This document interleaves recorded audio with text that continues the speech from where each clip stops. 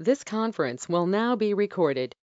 Okay, so I hope others will also join on time. It's already time. I have 20 people here. So please guys join on time. Okay, check this out.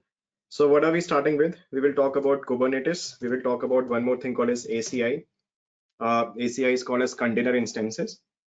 And what is the use case and so on and so forth. We will understand that. We will see one demo and then we can have hands-on lab as well, which you guys can perform. So these two things we are covering. And let's start. Check this out. So what is Kubernetes? Why do we use it? What is a container? And so on and so forth. All those things we'll talk about. And one more thing from yesterday, we have to say when to use which compute solution.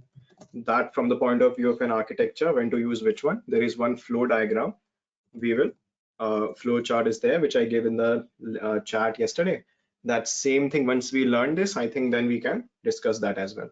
Like when to use serverless, when to go for a container, when to go for container instances, when to go for this versus that, and so on and so forth. Right? Okay, let's start. Check this out. So what are we starting with? We will understand what is Azure Kubernetes Services.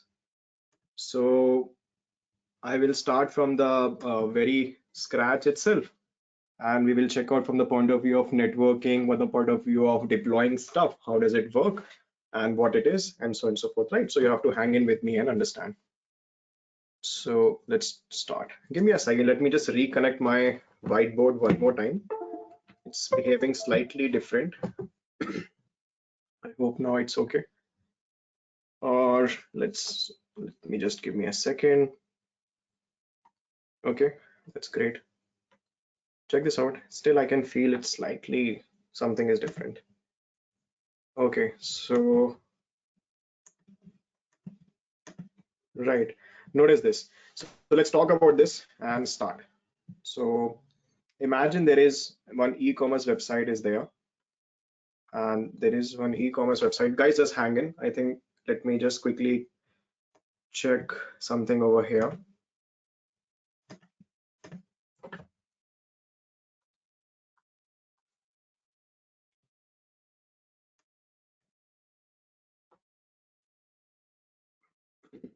I'm just putting myself on mute for a minute, right? Just hang in.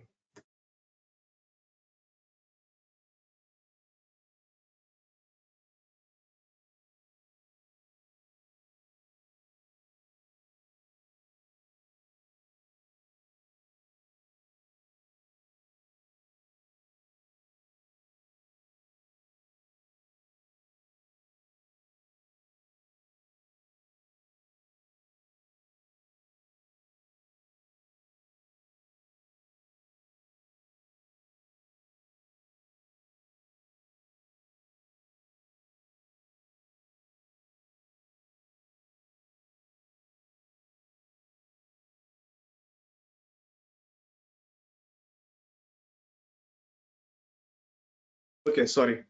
So I think it's now running fine. Check this out. So what are we talking about? Let's say what is Kubernetes and so on and so forth. For to understand it, you have to understand this scenario. Then only it will make sense. If I just say container orchestrator, it might or might not make sense to you. So let me explain the scenario, and then we'll do it. Right. So imagine this is one e-commerce website, and in this e-commerce website, you know e-commerce website, how do they look like? Uh, so we have, let's say, a login service is there. From the top, you can log in over there. There is also a cart functionality in an e-commerce website. So that's a cart functionality. And we have payment gateways are also there.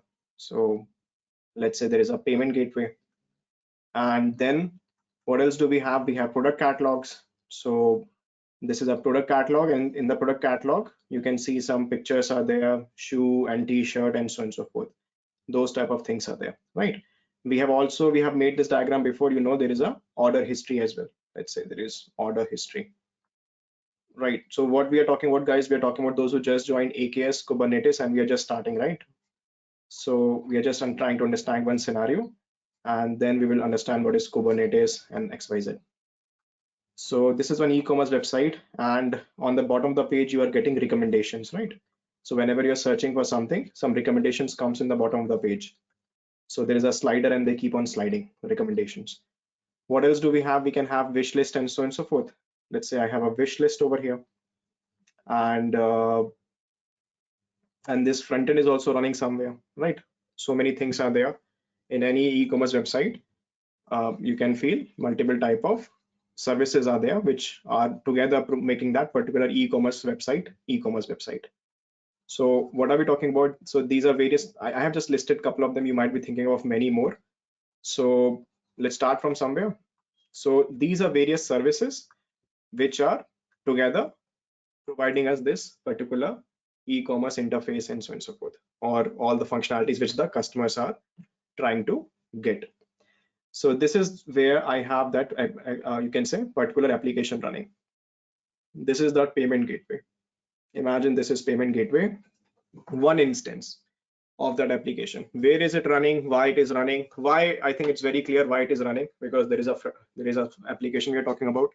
Where it is running will be Kubernetes. So for that, hang in. So this is one instance running. If the load increases, maybe you will have more instances also like that of payment gateway running, right? So this is payment gateway service which is running, right? X number of instances of payment gateway. Now similarly, I will have order history running somewhere. This is order history. So based on your load, the order history might be having some number of instances. This is product catalog. So this product catalog is also running somewhere, and this is product catalog, which is providing that basically that product catalog service. These are the recommendation systems which are providing you the recommendation, right? Whatever else rest is there. Wish list is over there. This is wish list, couple of instances of wish list, and login service. So login service is running over here. So what I'm trying to make over here is that I have these microservices. What are these microservices? These are independent. They are they can talk to each other, but they together are providing you that one functionality like that.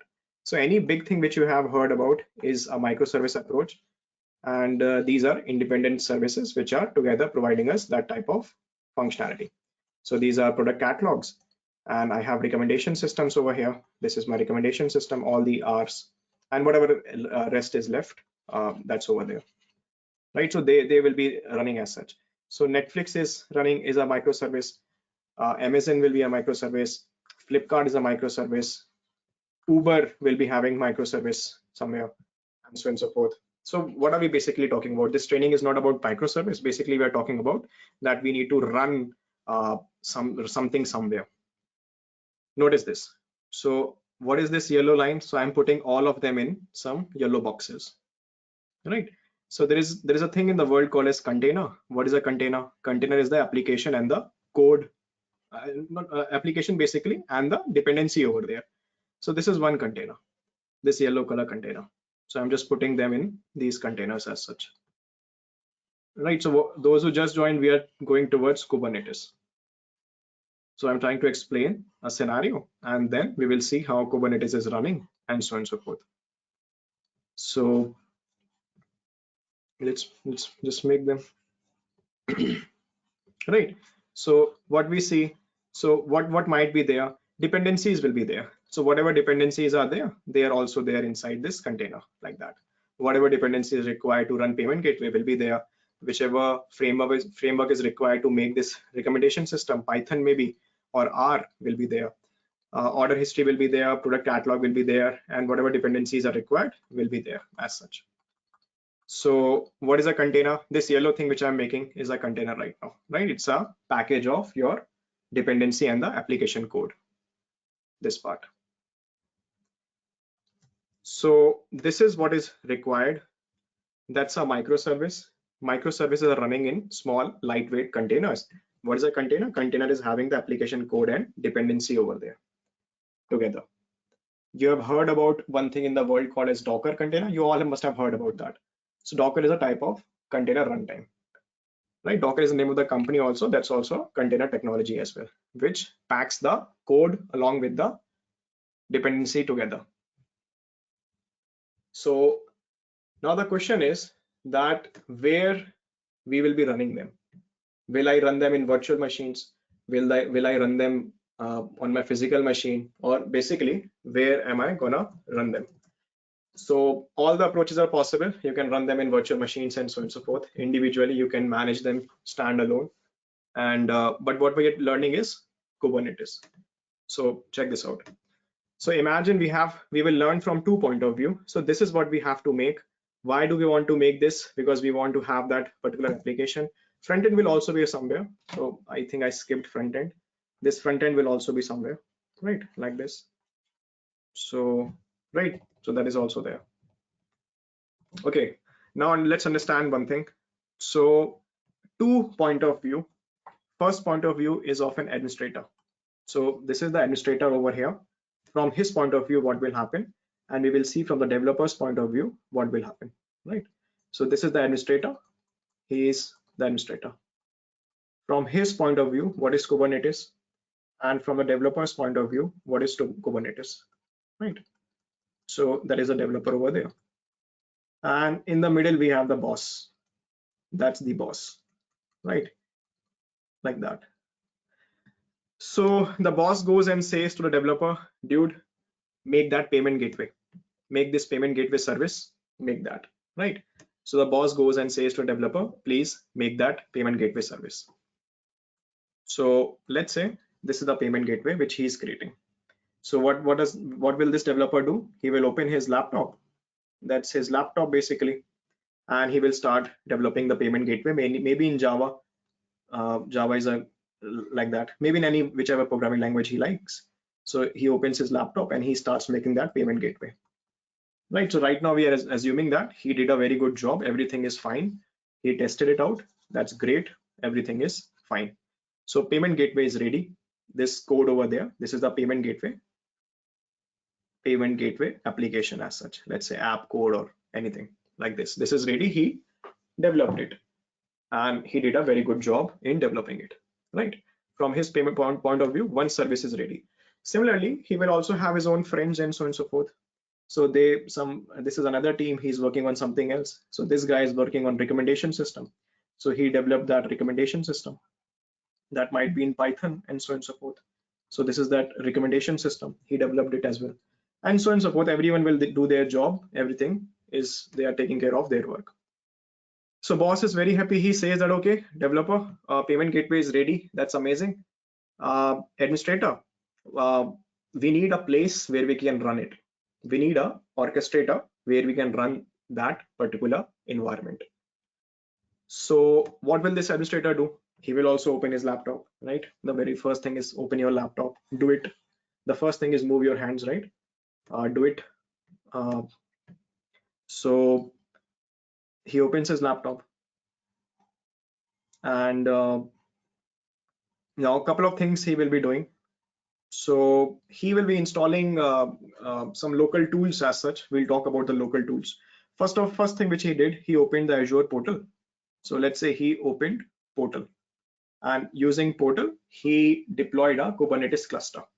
How does he deploy that? Next, deployed, right? What is a Kubernetes cluster? It will have a structure, something like this. It's a master node environment, right? So what we are talking about Kubernetes, what is Kubernetes? It's a container orchestrator. Why do we need that container? Containers is required, or why do we need basically an orchestrator? Because we have these microservices, or we have these services which will be scaling on their own whenever the load comes, and they will be providing the functionality as such. So we need a place where we can run that. So where are we running that? We are running that on a container orchestrator. Those who are coming from on-premise environment, you know about virtual machine manager, or you know about vSphere, vCenter, vSphere, right? So those are also orchestrators, but they take care of virtual machines. Right now we need an orchestrator which can take care of those lightweight packaged code. We need that orchestrator. So he opened his laptop and he deployed a Kubernetes cluster. So the cluster will be having a structure like this, right? So there is a master node type of structure. And what are these? These are just VMs. So we will call these as VMs only. These are nodes, or they are actually VMs only. There is nothing specific over there. So check this out. So one master node got created and we have some extra nodes as such. So what is this? This is a Kubernetes empty cluster coming up, right? Like that. So this is an empty cluster which got up. And what do I have over here? This is a master node, right? This master node will be having various functionalities over there. There is a thing called as API server, right? So let's say API server. What are they doing? Hang in for that. There is one more functionality over here called as etcd. So some server roles are there, etcd. There is one more over here, scheduler, right? There is one more, let's write it, controller. So let's put that controller, scheduler, right?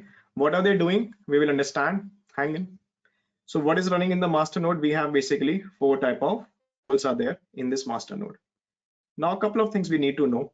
In Azure, when we create this Kubernetes cluster, the master node is free as such, right? You don't have to pay for this. High availability of master node, they will take care of. We don't have to worry about that particular point of view. This is free of cost, right? You don't have to make the master node.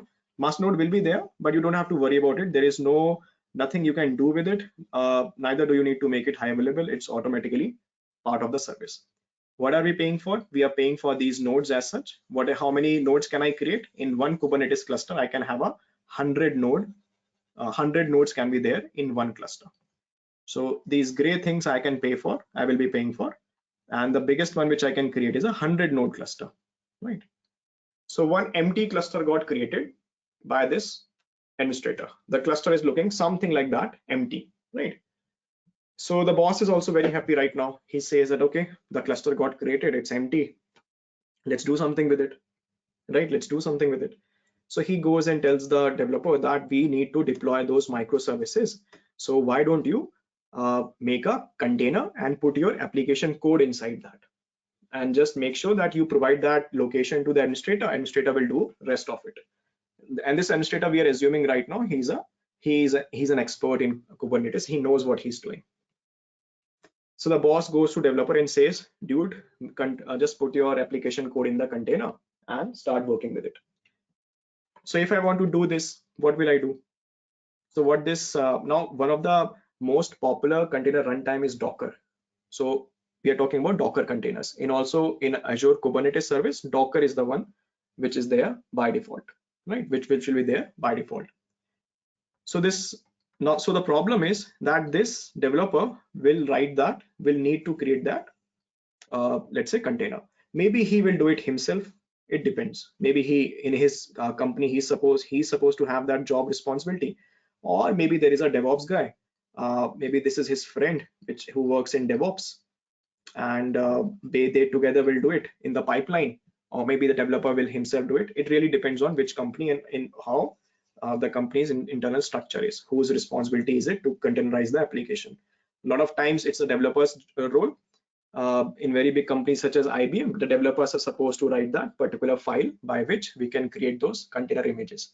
So it's the job of developer itself. In a lot of companies, they don't care about it. They are just developers. And there is a DevOps guy is different who take care of it. Depends on which company. So what will happen? Now, what will they do? So together, or maybe one of them, now they will create this called as a Docker container, Docker image, sorry. Notice this. So what do? They write a file called as a Docker file. So this is a file which they are writing, Docker file, right? So there is one file as such. They wrote it, right? Literally, they wrote it. In the lab, you will see it. So there is a file like that. In this file, what is defined? In this file, any dependency which is there, everything is defined in the file, right? So whatever they want to do, everything is defined in this Docker file. Once they run this Docker build, let's say they run the file and the Docker container is being created. So what will happen? Basically, once they run this will happen. One Docker image will be ready. This is one Docker image, right? This is Docker image. What is an image? You guys know what is an image. Image is basically frozen. It's not running right now. It's just point in time frozen, just like that. So one Docker image got created. And inside this Docker image, what do I have? I have my application code. So this is the payment gateway. So this is that payment gateway, app code is there, payment gateway, like that. Any dependencies which they defined, so all those dependencies also got installed over there in this Docker image. This is a dependency to run that payment gateway, right? So this ping part is that payment gateway, and those are the dependencies which are there in the Docker image.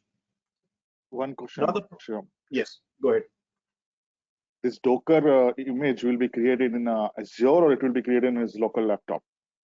Both possible. We can deploy this. We can say we are just hanging for 2 minutes. We can say Azure, you do it, or he will do it in the local laptop. So in the lab, we are doing in the local laptop. So right now, this is in the local laptop. In this example, we can also say Azure, you do it, right? That's also possible. Okay.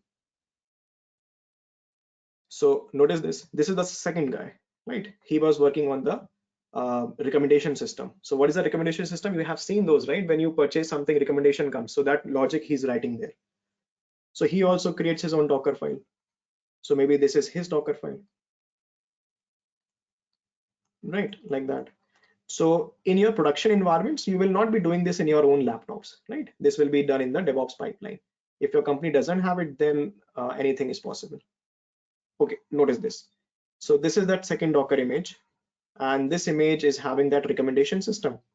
And recommendation system might be developed in Python. So any Python runtime and so on and so forth, all these circles are that runtime.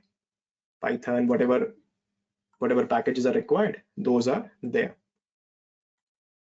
Now you are already seeing one problem as such. The problem is that they all are doing this. There is no centralization as such, right? When we develop something, we need Git. We need a repository. Maybe it is distributed, maybe it is central. So you have heard about GitHub and so on and so forth, right? So we need a repository for these images. So these images are being created, but right now, where are they? They are literally inside the laptop or lying somewhere. So we need a location or central repository where these images can be put, can be managed, and so on and so forth. So we need that repository. That's the next problem. So how do we solve this problem? We create a thing in Azure called as ACR. Notice this. So this is one more thing which will get created, right? This is called as ACR. Let's write that. Azure Container Registry. So let's say container registry. What is this registry? It is a repository of images. Just like GitHub, you push your code. Here, this is a repository for images. So I was just saying push, somebody has to push it, right? Somebody needs to push it. Now, this is what I was saying, that when you want to create that particular image, what I can say is, I can say that Azure ACR, you do it. Meaning I can make the image myself and then push it, or we can say Azure ACR build. So ACR will build that, you just write a Docker file. So both things are possible. So what will happen? See, we are pushing this. So one push command will be there, Docker push, and these images will be pushed as such. So this is that push happening. Oh, before the push, one thing, before this push, you cannot push it just like that. So one step before you can push, you have to put the tag as well. You have to put some tag. Tag meaning version 1, version 2. Without tag, it doesn't push us. So let's say version 1, version 2, like that, right? So you will tag it, then you will push it. So finally, my images will be there in this central repository. So this is my payment gateway. So this is the payment gateway, and it is having version 1 right now. This is that recommendation system, and this is having that same thing, version 2, and so on and so forth. This is version 2. Similarly, somebody else might have pushed something else, and so on and so forth. So this is that product catalog and XYZ. This is having version 3, and so on and so forth, like that. So what is this concept? What is ACR? ACR is a repository for images. Where will this be? This will be in Azure, right? So what is this central repository for images? Is it recommended? Yes. If you're working with Azure, you should use this. If I don't use this, what else can I use? I can use Docker Hub. So if I don't use it, I can also use Docker Hub. So check this out. What is Docker Hub? Just Google for it. It's like a public repository. All the images are there. So Docker Hub. So Docker Hub also provides me with repository. So I can also push my images over there. If you're working with Azure, you should go for ACR only. More functionalities will be there. But this is also possible. Docker Hub can be used. We can push it there as well. So both are the same thing. Shivam. Yes. ACR, can we consider it like a cloud storage just only for to deploy a specific image and to store there? And I can accumulate the versioning. So any version that I want to take it on, to switch it on, so I can take it back from there, then to switch it on somewhere else. Am I right? Just only like in a container, just in a storage? Yes. So storage for images only. So if you want to say this is a storage for images, or you can technically say repository for images. Okay. Okay. Right.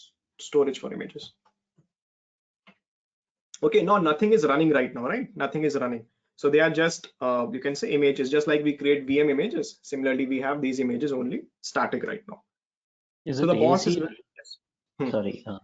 Is it ACR? Is it acting as a service, or do we need to create a storage account and it's do a we service. need to create a service? Okay, so we don't require any storage container and all. Storage account. Storage account also not required. No, it's standalone. This is a service we are talking about. Okay. ACR. Okay. Right, we'll create this. Yeah. Are we being charged until here? We are being charged for keeping the images. Yes, you will be paying something for keeping the images over there. Okay. You will be paying. Right. Okay. So Shivam, ACR as well, the tag, does it reflect as an versioning of that image? Because you cannot store the image without unique code or something. So the tag, is it similar to that? Just only to differentiate the content? Yes. So for example, they will be, let's say there is a recommendation system version 1 also. So difference between the 1 and the 2 will be the tag as such. So when we will pull, we will be specifying which tag image do I want to pull. If I don't say anything, it will always get the latest image, right? Like that. So these tags are important, like versions. Thank you. Right. Okay. So what is going on? So the boss is also very happy right now because some work got done and the images are there, at least in the repository. Now he goes back to the administrator. He says that you go and now you deploy it, right? So he's supposed to, the boss, the administrator is supposed to deploy this.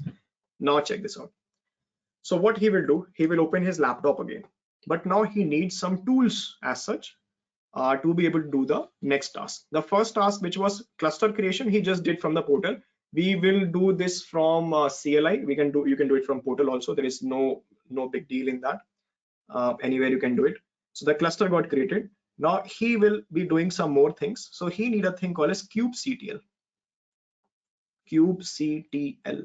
What is kubectl? kubectl is Kubernetes command line tool. For example, we have command prompt, Azure CLI, PowerShell. What are these? They are basically command line tools to work with Azure or Microsoft things and so on and so forth, right? So for Kubernetes, we need kubectl. So he will be installing that kubectl. Even if you're in Azure, you still need kubectl, and you will be running that from your command prompt only. Once you have installed it, you will see that we will run in the demo from command prompt only. Is ACR server, is ACR? Yeah, correct. It's so what is ACR? It's very similar to your version control server, but it's only for images. Just let me show you. So ACR, I will exactly show you. Don't think anything else right now. And just check out Docker Hub. So this is Docker Hub. So meaning it's just like GitHub, there is a repository, and this is Docker Hub. If I don't use ACR, the second option which I have is Docker Hub. So is it something like is it something like third-party service, or is it part of Azure itself? No, this is Docker Hub. This is nothing to do with Azure. It's a third-party service. Is it a free of cost, or do we need to pay for this as well? Public repositories are free of cost. Private repositories you have to pay. Okay. Right. So for example, somebody, the company, Redis company, they must have pushed this image over there in Docker Hub. So anyone in the world can pull it. 1 billion pulls, right? So this is their repository and some tags are there in this. So what is ACR? That will be, we'll literally see it, right? Hang in. Okay, now check this out. So this administrator now needs to deploy something. So the first thing he will need is a command line tool. So he installed kubectl in his laptop, right? So that is kubectl installed. Now he needs to write a file. So this is called as a manifest file. So this is where the you can say, so you in your certification questions will not be that difficult. What I'm going to explain, right? But let's learn it anyways. We're talking about it, so let's talk about it. Check this out. So he will write a manifest file. So maybe he will open his notepad or anything and he will write a .yaml file. So this is a manifest file. So in this file, he will define something. He will declare something. What he will declare?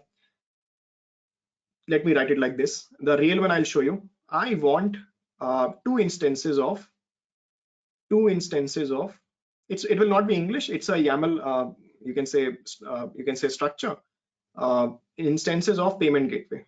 Right. Let's just learn it like this right now. Payment gateway. So he wrote this file in his own laptop. This is called as a manifest file. This is where he declares what he wants. Right. So he declared everything in this file, saved it as .yaml, and this is in his laptop right now. Using that tool called as kubectl, he will apply that. Right. So he applies that file right now. So I can say post the file, or I can also say apply the file. They basically means I apply the file. So the file got applied. What's the meaning of file got applied? Basically, what is API server? You see the server role over there. So what is that API server doing? API server is exposing Kubernetes APIs so we can consume that. That is what API server is doing. So we applied it. Now, whatever he spoke over there or wrote or declared in this file will happen, right? Now notice this, what will happen here. So let's zoom out slightly. Now it has to be very specific. So this ACR will be having a name, right? So let's say this ACR was having a name, let's say Shivam's ACR 123, right?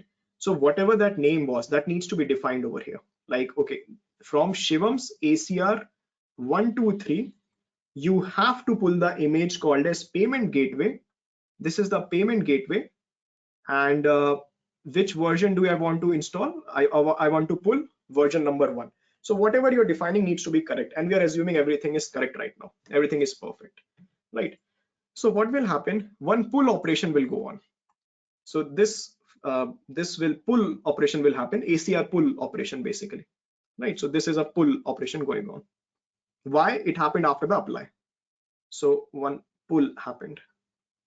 Everyone is having correct writes and all that. There is no writes we are thinking about. Everything is perfect. Now check out the magic, right? Now one more thing will happen now. Please notice this. So just like in virtualization, smallest thing which I can create is a virtual machine. When I talk about virtualization, the smallest thing which I can create, there is a question in the chat window. Let me see. Oh, that's a very big question.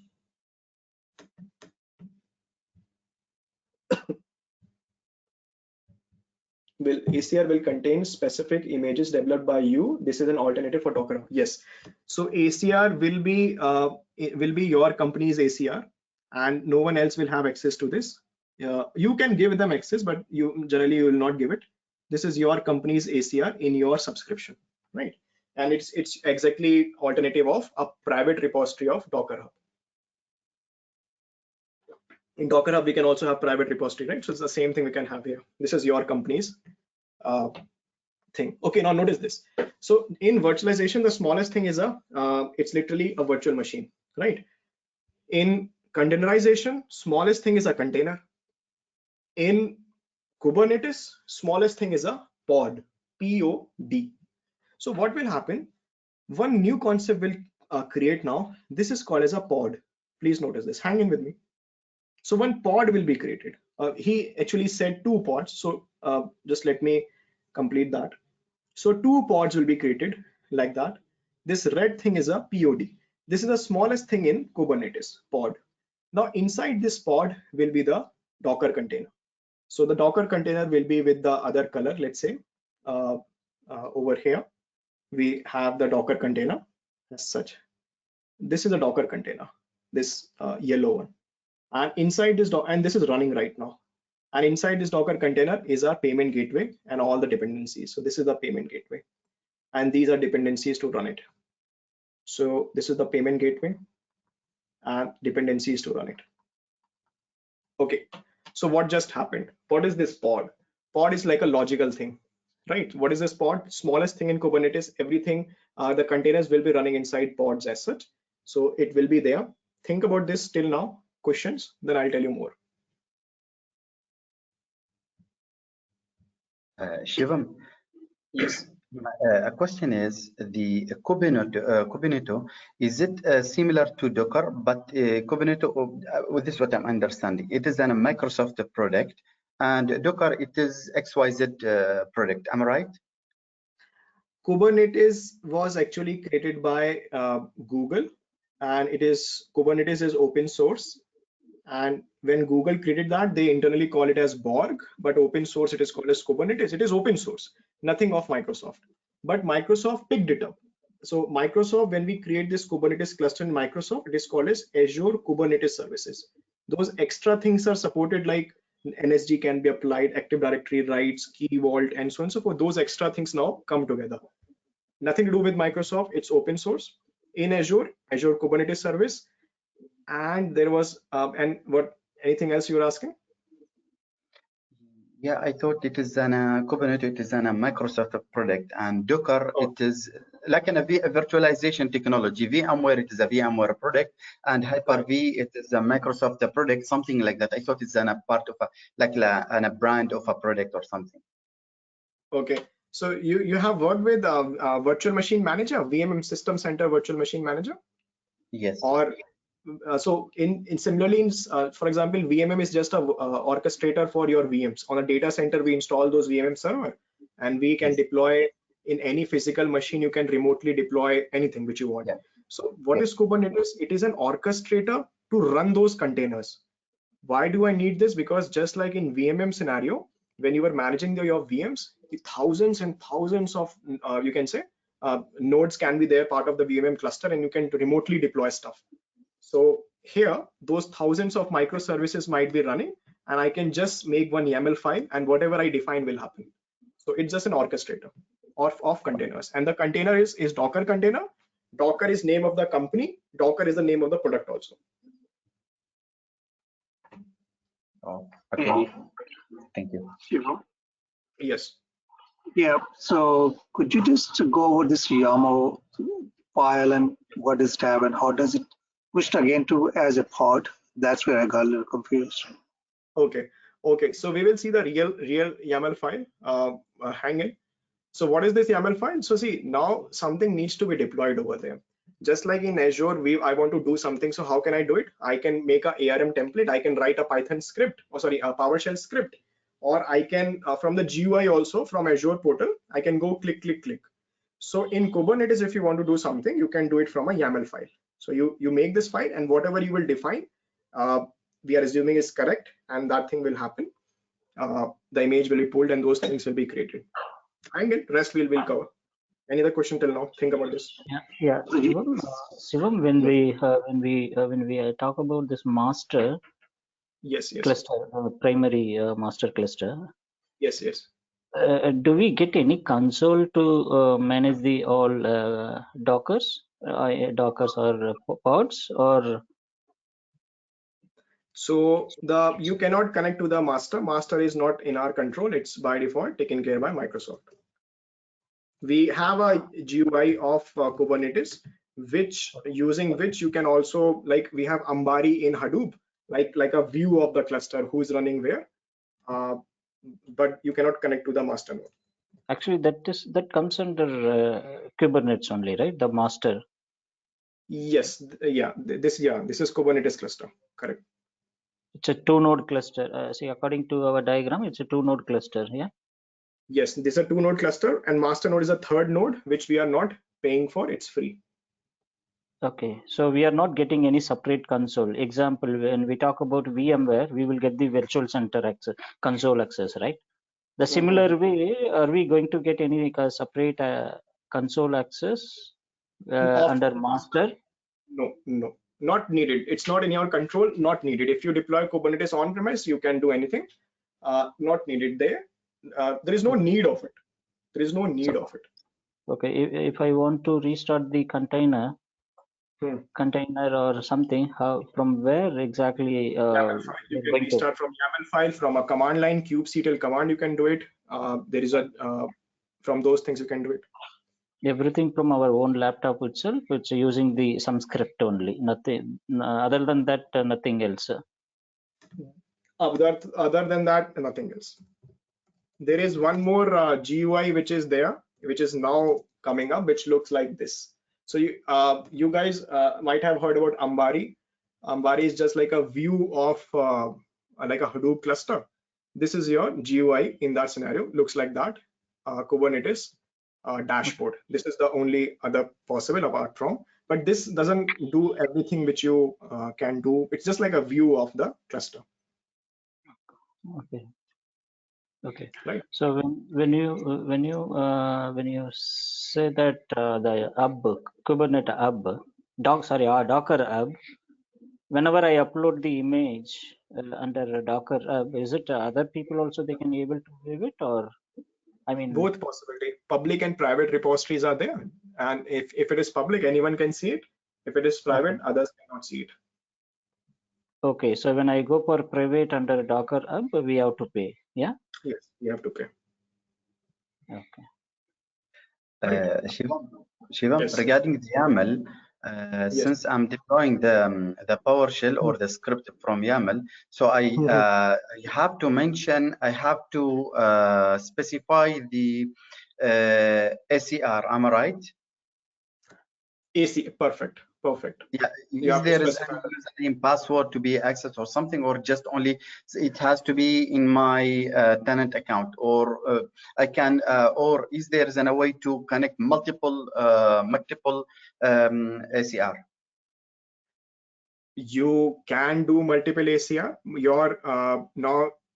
If you're running from your user account, you should have that pull rights from. You should have the rights to be able to read from ACR. Secondly, if I want, I can also involve the key vault over here in this scenario, and the keys will be in the key vault, and using that secure key on runtime, it will be able to pull it. So multiple ACR is okay. That's totally fine. Okay, great. Regarding the pod, as in the node as in a VM, is there any limited of pod number? I believe Yes. the pod, it's look like a service what you are trying to run. Okay, it's what I understand, it's look like a small virtual machine that is running a specific service. So we can say it as a service, like a file server or web server or so and so on. So the pod, is there some limited number of pod, or based on the VM resources? There is limit of the pod, and that depends on the networking of Kubernetes. That there are two limits. One limit is called as 1110, and the other limit is 250. So what are those limits? We'll come to that.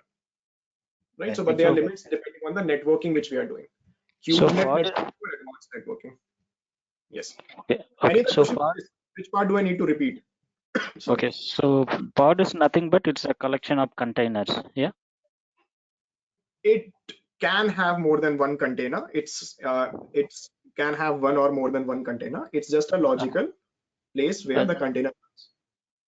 Okay, so we can, without pod we cannot keep Not the possible. container. Okay, Not possible. so yeah, either we can keep it one container also inside the pod, or more than one also, which means it's a collection of containers only. Yeah, we never call that collection of container. You can, just to understand, you can call it like that. It's just a logical place where the container runs. Okay, now check this out. Let's move ahead. Notice this. So there are a lot of questions will be there. For example, this is just single pods which we have. So lot of questions should be there. Like, how is the traffic coming from outside? This is Azure Load Balancer. When traffic hits here, traffic needs to go inside, right? Like that. How is traffic going inside? How will we make two pods talk to each other? If there is an n-tier architecture, let's say there is a front end and a middle tier. So how is the front end talking to the middle tier, right? Those type of things I'm coming to, but you have to hang in. So before that, one more thing. Let me just complete this diagram. Check this out. So what happens if something goes wrong, right? Imagine one of the pod crashed. So desired state right now is 2. What is the meaning of desired state? Desired state is what you have defined in the YAML file. That is a desired state. This is desired state. So desired state is 2, and cluster state is also 2 right now because 2 pods are running. This is cluster state. That's totally fine, right? That's totally fine. Desired state is equal to cluster state. If something goes wrong somewhere, right? Imagine one of the pod crashed, container crashed, something happened, it's not running. So cluster state became 1, right? Desired state was still 2. You see this controller, this controller will kick in. This controller is having a look at that. He's looking at that desired state, what is cluster state, and so on and so forth. What is the administrator has defined and XYZ. So what controller will try to do, it will always make sure that the cluster state is equal to desired state, right? Whatever we are required. In this scenario, there is a 1 left, right? Meaning 1 pod is missing, 1 crashed, because of that something is not running. So what this controller will say, this controller will ask scheduler, please go and find 1 node where we can run that. So scheduler will find all that node. Okay, where is that node available? Where do I have space available? And so on and so forth. All those things it will take care of. And finally, one more, you can say, one more pod will be created because the previous one got crashed. So auto healing is there. It will automatically make the cluster state equal to the desired state. So I do not have to manually do that, but this part will be created, and the previous one is you can say deprecated now. Deprecated in the means got crashed, got deleted, and this is the new one which got created automatically. Auto healing. Think about this.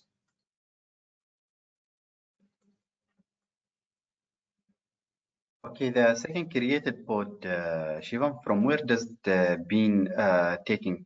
Is it from the repository itself, which is ACR, or from the existing running one? Now, never from the running one, but there is a cached images also. If I don't say, so we have to give, like, let's say from when you pull it, when the new one is coming, will be pulled. If you say that I want every time to be pulled from ACR, so when the crash happens, a new will be pulled from here. If you don't specify, Kubernetes also has a cache internally, so it will pull it from the cache itself, the image cache. Otherwise, it will be pulled from here, from ACR. Clear. Okay, check this out. Let's save this. Now think about this. If I have space in the Kubernetes cluster, that is amazing, right? Then the pod creation makes sense, right? Pod got created, that's great. If I have space, if I don't have space, then we should create more nodes, right? My screen got stuck, hang on. Let me make one more node. So what I'm trying to say is that, so this is the auto healing feature. Imagine if we are talking about scaling.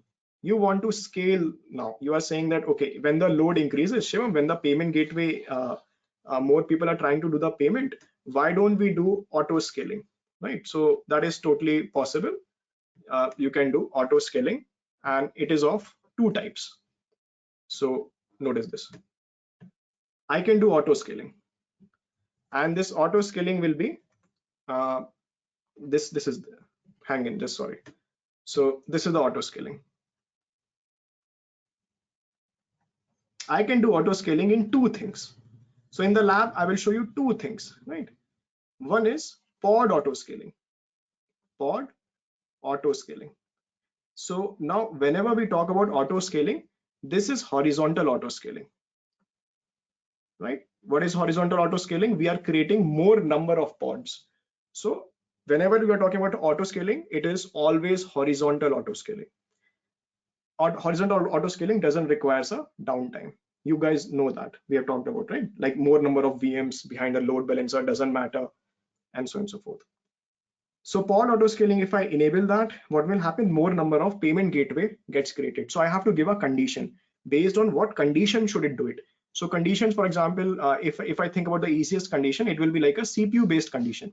If the percentage CPU is more than 50% or something, then you can say min max like that.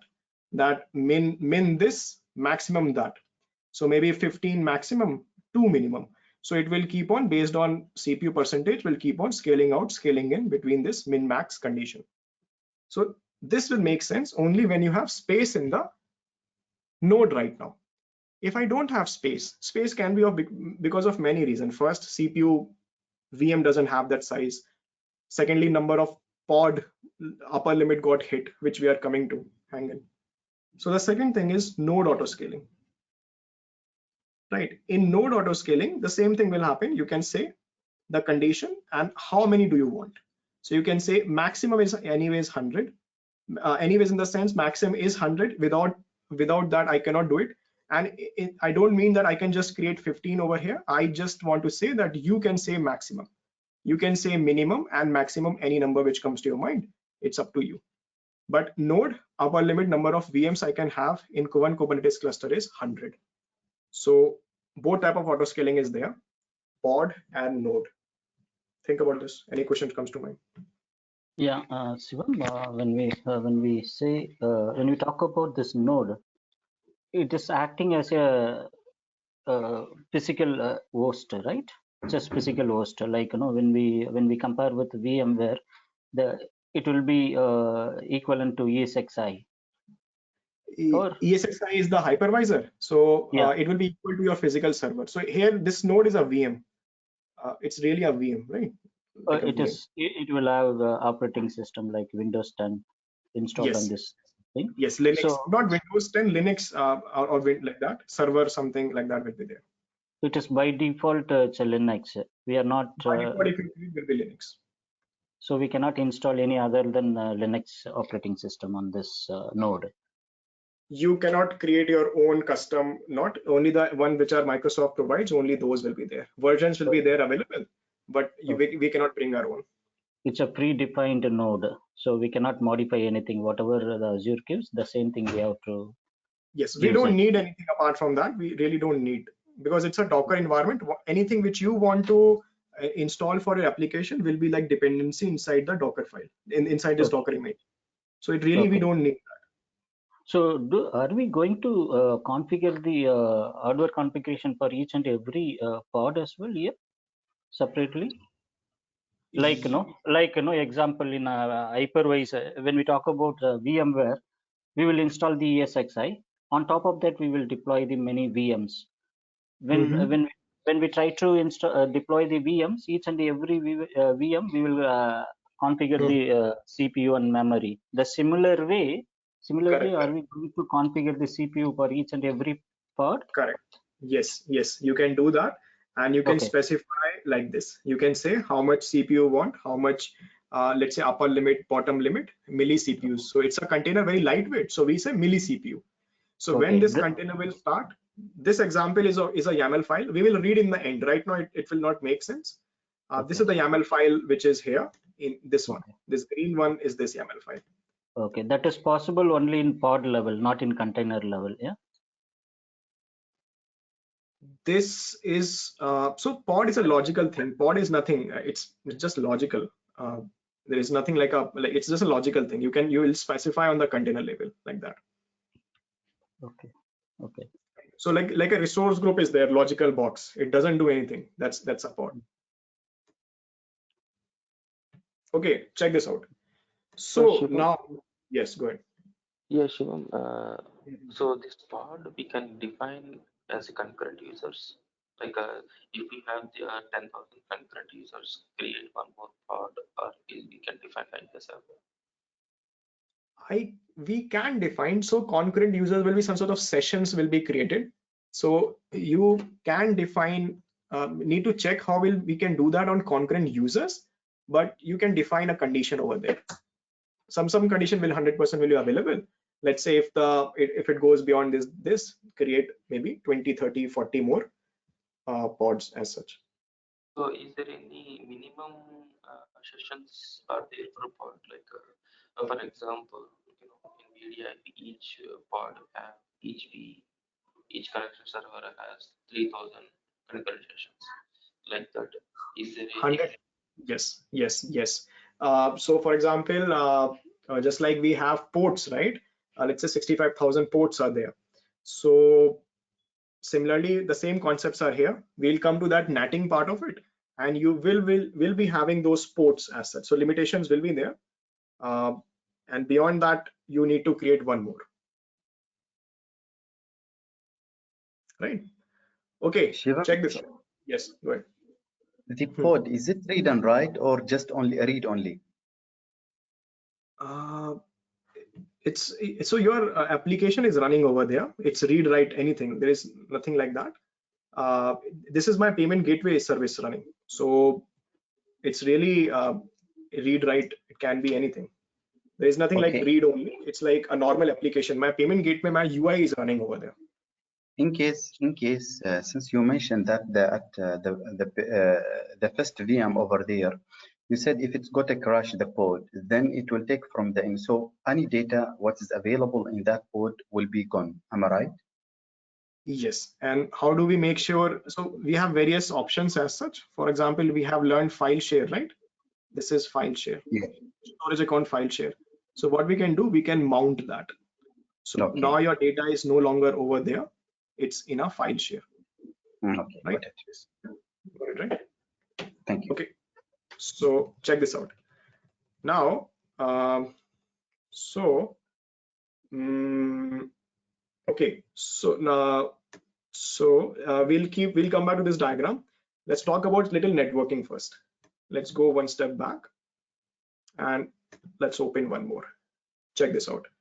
Now, how will one pod talk to one more pod? Let's start from there. Then we'll come to the overall networking. Now check this out. So I will show you the YAML file also, right?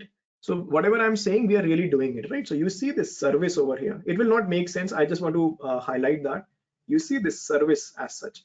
This is what I'm telling you about right now, this service part, right? This YAML file is not part of your training. We are going way beyond 104, but I think it's fine. Just learn it, right? Check this out.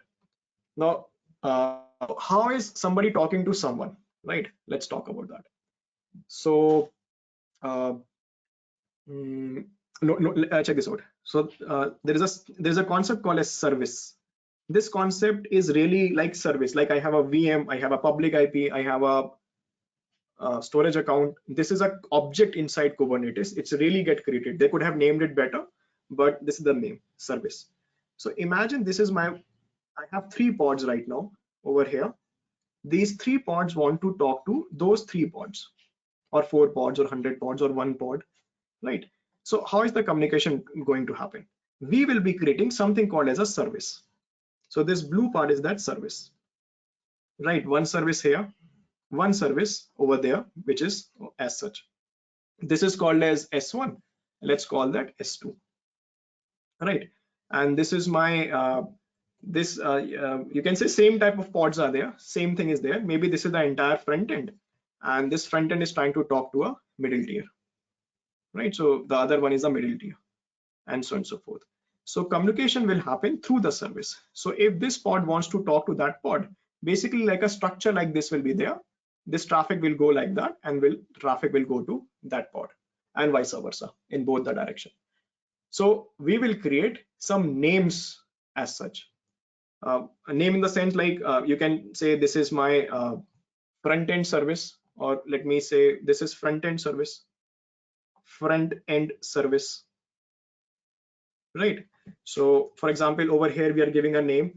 This is the back end one. The front end one will be on the top somewhere over here, and this is the other one. This is the front end one, right? Front end and back end. So there is a front end service, there is a back end service. Let's say back end service. Now these services will be having some IP addresses. They will have some IP address. from where those IP address will come, hang in. But these IP address will be coming from a thing called as a service CIDR range. So there is a concept, service CIDR range, meaning we have to define that from where, from what range are these services getting the IP addresses. Now, nobody asked till now, but let me put it from my end. Is it resolved across cluster? Yes, meaning that so you can say this is one VM, right? One node, and these are in a different node, like that. Doesn't matter. Service is it's resolved inside this full cluster. You're getting what I'm saying, right? So this is my node number 1, and this is my node number 2. Think about this something over here. Any question which comes to mind? Then I'll tell you more about it.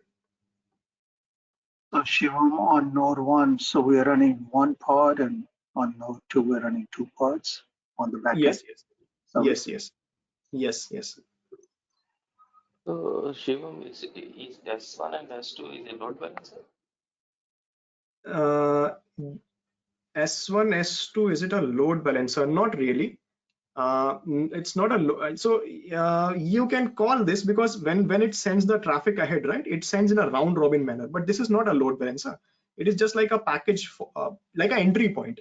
If the package comes to it, it forwards to the backend. So in a round robin manner, it will send it to one of these pods. It's not really a load balancer. It's just like a package forwarder in a round robin manner. So is it in according to our scenario, is it the S1 and S2 both are in same location or two different locations? They are in the same cluster next to each other in two, you can say, same location. I mean, can we consider like S1, it is there in running on node 1, S2 running on node 2? Can we consider like that? It's a cluster level concept. It's running on, it's resolved throughout the cluster. Oh, it's okay, running over. Okay, so we can consider like, you know, this communication, it will be happening across the pods, yeah, within the cluster. When the pods want to talk to each other, they talk through service. That's what we want to say. Within the cluster, okay. Within the cluster. Okay. Or hang in, we'll get the traffic from outside also. So service is the one which is there sitting on top of the nodes, which we need to define. And whenever anyone wants to talk to anyone through this service, the communication will happen. Oh, okay, yeah. Shivam, can you give any scenario why the nodes need to talk to each other? Nodes, not nodes, pods want to talk to each other. Pods, this yes, is my front. Pods, yes. Right, this is my front end pod. It wants to talk to the database. There might be some database or Redis cache. So the scenario which we are saying, yes, got it right. Yeah, I got it. Yeah, thank you. So check one more thing, guys. We are jumping slightly more, right? Now, when we create Kubernetes, there are two types of networking possible. So this is basically how the pod is talking to each other. So through service, the communication happens. We have to create this service, and we really create that, really literally like that, right? There is no further logic. We say service, and you are called as Azure front load, let's say front end. Don't think about this. I'll tell you what that is, right? And it is traffic is coming on port 80 and so on and so forth, right? Like that. So we really have to define that in the YAML file. Now, there are two types of networking I can do. When I talk about Kubernetes, there are two types of networking I can do. First is called as KubeNet. So this is called as default networking. And on-premise, if you do it, you will do KubeNet networking. In Azure, we create a thing called as Azure CNI. Both are there in Azure actually. Container networking interface, CNI, like that. So this is also called as advanced networking. This is advanced, right? And this is the default one. This is called as basic networking. So if you create the Kubernetes cluster from UI, you will see like a toggle button will be there, basic or advanced. Then this will happen what we are discussing on the page right now, right? What will happen in both the scenarios. So I'll make that master node. This is the master node. This is the same master node. We are discussing two different scenarios. So this is my one more VM, right? This is that node I'm just making in this structure. I'm making that node, right, which was having those pods inside that. I'm making that bigger box. Okay. Okay. And let's just make them sit on top of that. So that's the master node on top. These are those VMs as such. Now in KubeNet, what happens? And if I, okay, let's start from somewhere. This is your pod running. This is pod number 1. That's one pod, and that's one pod, right? Let's say those are some pods, or let me just say pods as such. Some pods are running. They will run on the right side also. These are pods. It's a pod only. So they are, it's a pods running. That's pod over there. Okay, now check this out. In KubeNet, what will happen? We will define a range as such. It is called as pod CIDR. So pod CIDR range, we will define. Who will define this? We will define. What is the meaning of that? So if I define a range, if you don't do anything and you say basic, then this is a default which will be there. 10.244.0.0/16, like that. Default will be something like that. Now every node, this is my node, right? Let's say node 1, node 2. And what is this blue line? This blue line is Azure Virtual Network. Azure subnet inside virtual network. See, it's a VM. It will be running inside network only, right? So this is that subnet of your virtual network. So these nodes will be getting a IP address from the blue one, meaning from your Azure subnet. So this is IP number 1, blue IP, IP number 2, blue IP. From where am I getting? From this range. Who defined? We only defined that range also, right? So it got the IP address from that range. Now, what is the meaning of this pod CIDR? So this red color range which is there, from this range, they will take a subset from it. So the node number 1, it is taking a subset from it called as 10.244.0.0/24. This one is taking the next one, .244.1.0/24. So from where is this coming? This is coming from the pod CIDR range, the red one which I have on the left side, right, which we defined. So if you think about that, the pods are getting IP addresses from what range? From this blue, red range, 244. Let's make more space over there, or let's write it smaller. So that 244.0. Start from anywhere. Let's say 3, and this is having 100, and so on and so forth. So 244.0.4. This one will be having similarly .1. something 2. Maybe this one is having 244.1.3, like that. So this IP address is coming from the red range. Now what I'm trying to say, hang in, that part will be clear in the end. So this, and Shiva, on the node 1, shouldn't it be 16 or is it 24? This is 24. In Nodes node are 1. 20. Yeah, node 1, this is 24. Okay. This is 24, right? 16 is over here. That is 16, right? So what is going on now? Now you guys will help me over here. The problem is, see, this pod CIDR range is only visible inside the Kubernetes cluster. Azure doesn't know about that. This is only visible inside the cluster, inside cluster. But my pod wants to talk to the other pod. How can I do this in normal world? Gateway. Do we need to create a gateway? Nothing. One thing is NATing, and one more thing. NSG. In normally outside Azure, I want 2 IP addresses. I want to have a lookup table, like you are there, I'm here. What is that lookup table called as? Routing table. Route table. Correct. Routing. So routing. Yes, right. So here one route table will be there by default. This route table will be created, and this route table will be applied to this network over here. right? This is where it is associated with that particular subnet. In this route table, all the details are there, right? So that thing will be will happen default. You should not mess up with it, but you can, but things will be happening default, right? So in this route table, some sort of let's try to write it.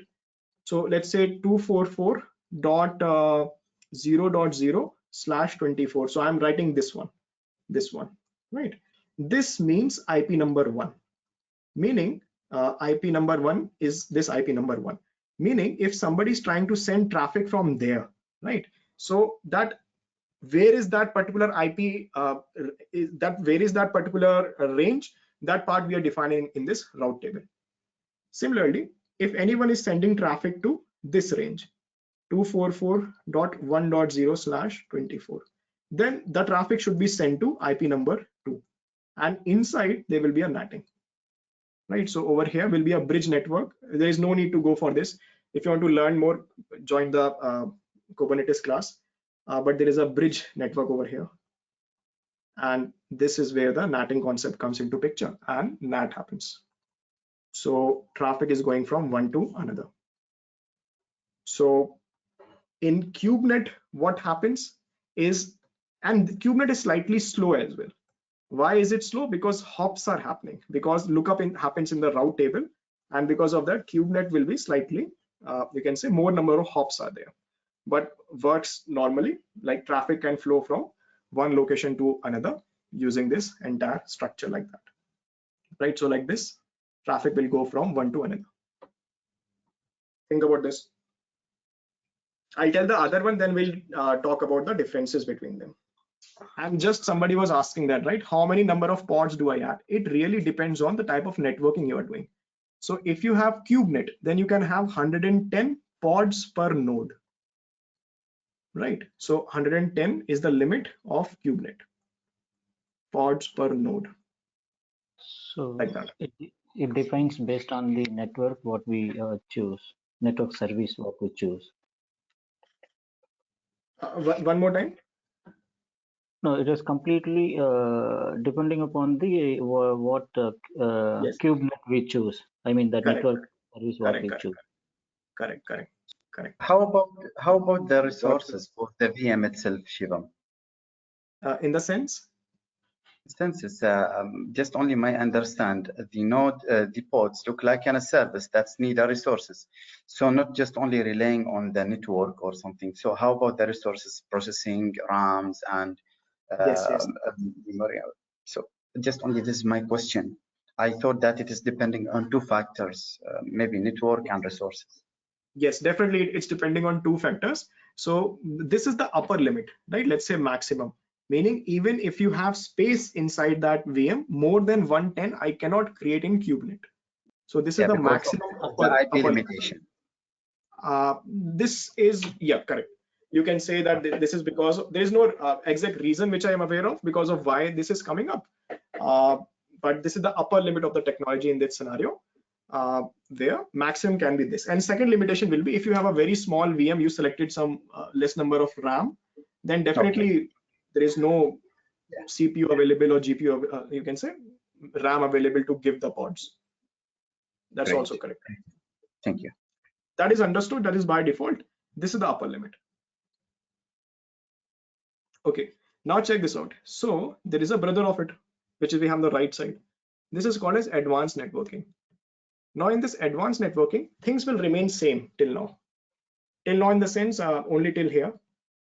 This is getting one IP address from here, one IP address, and this is getting one more IP address from here. Now in advanced networking, notice this. Let's make it first. So these are my pods.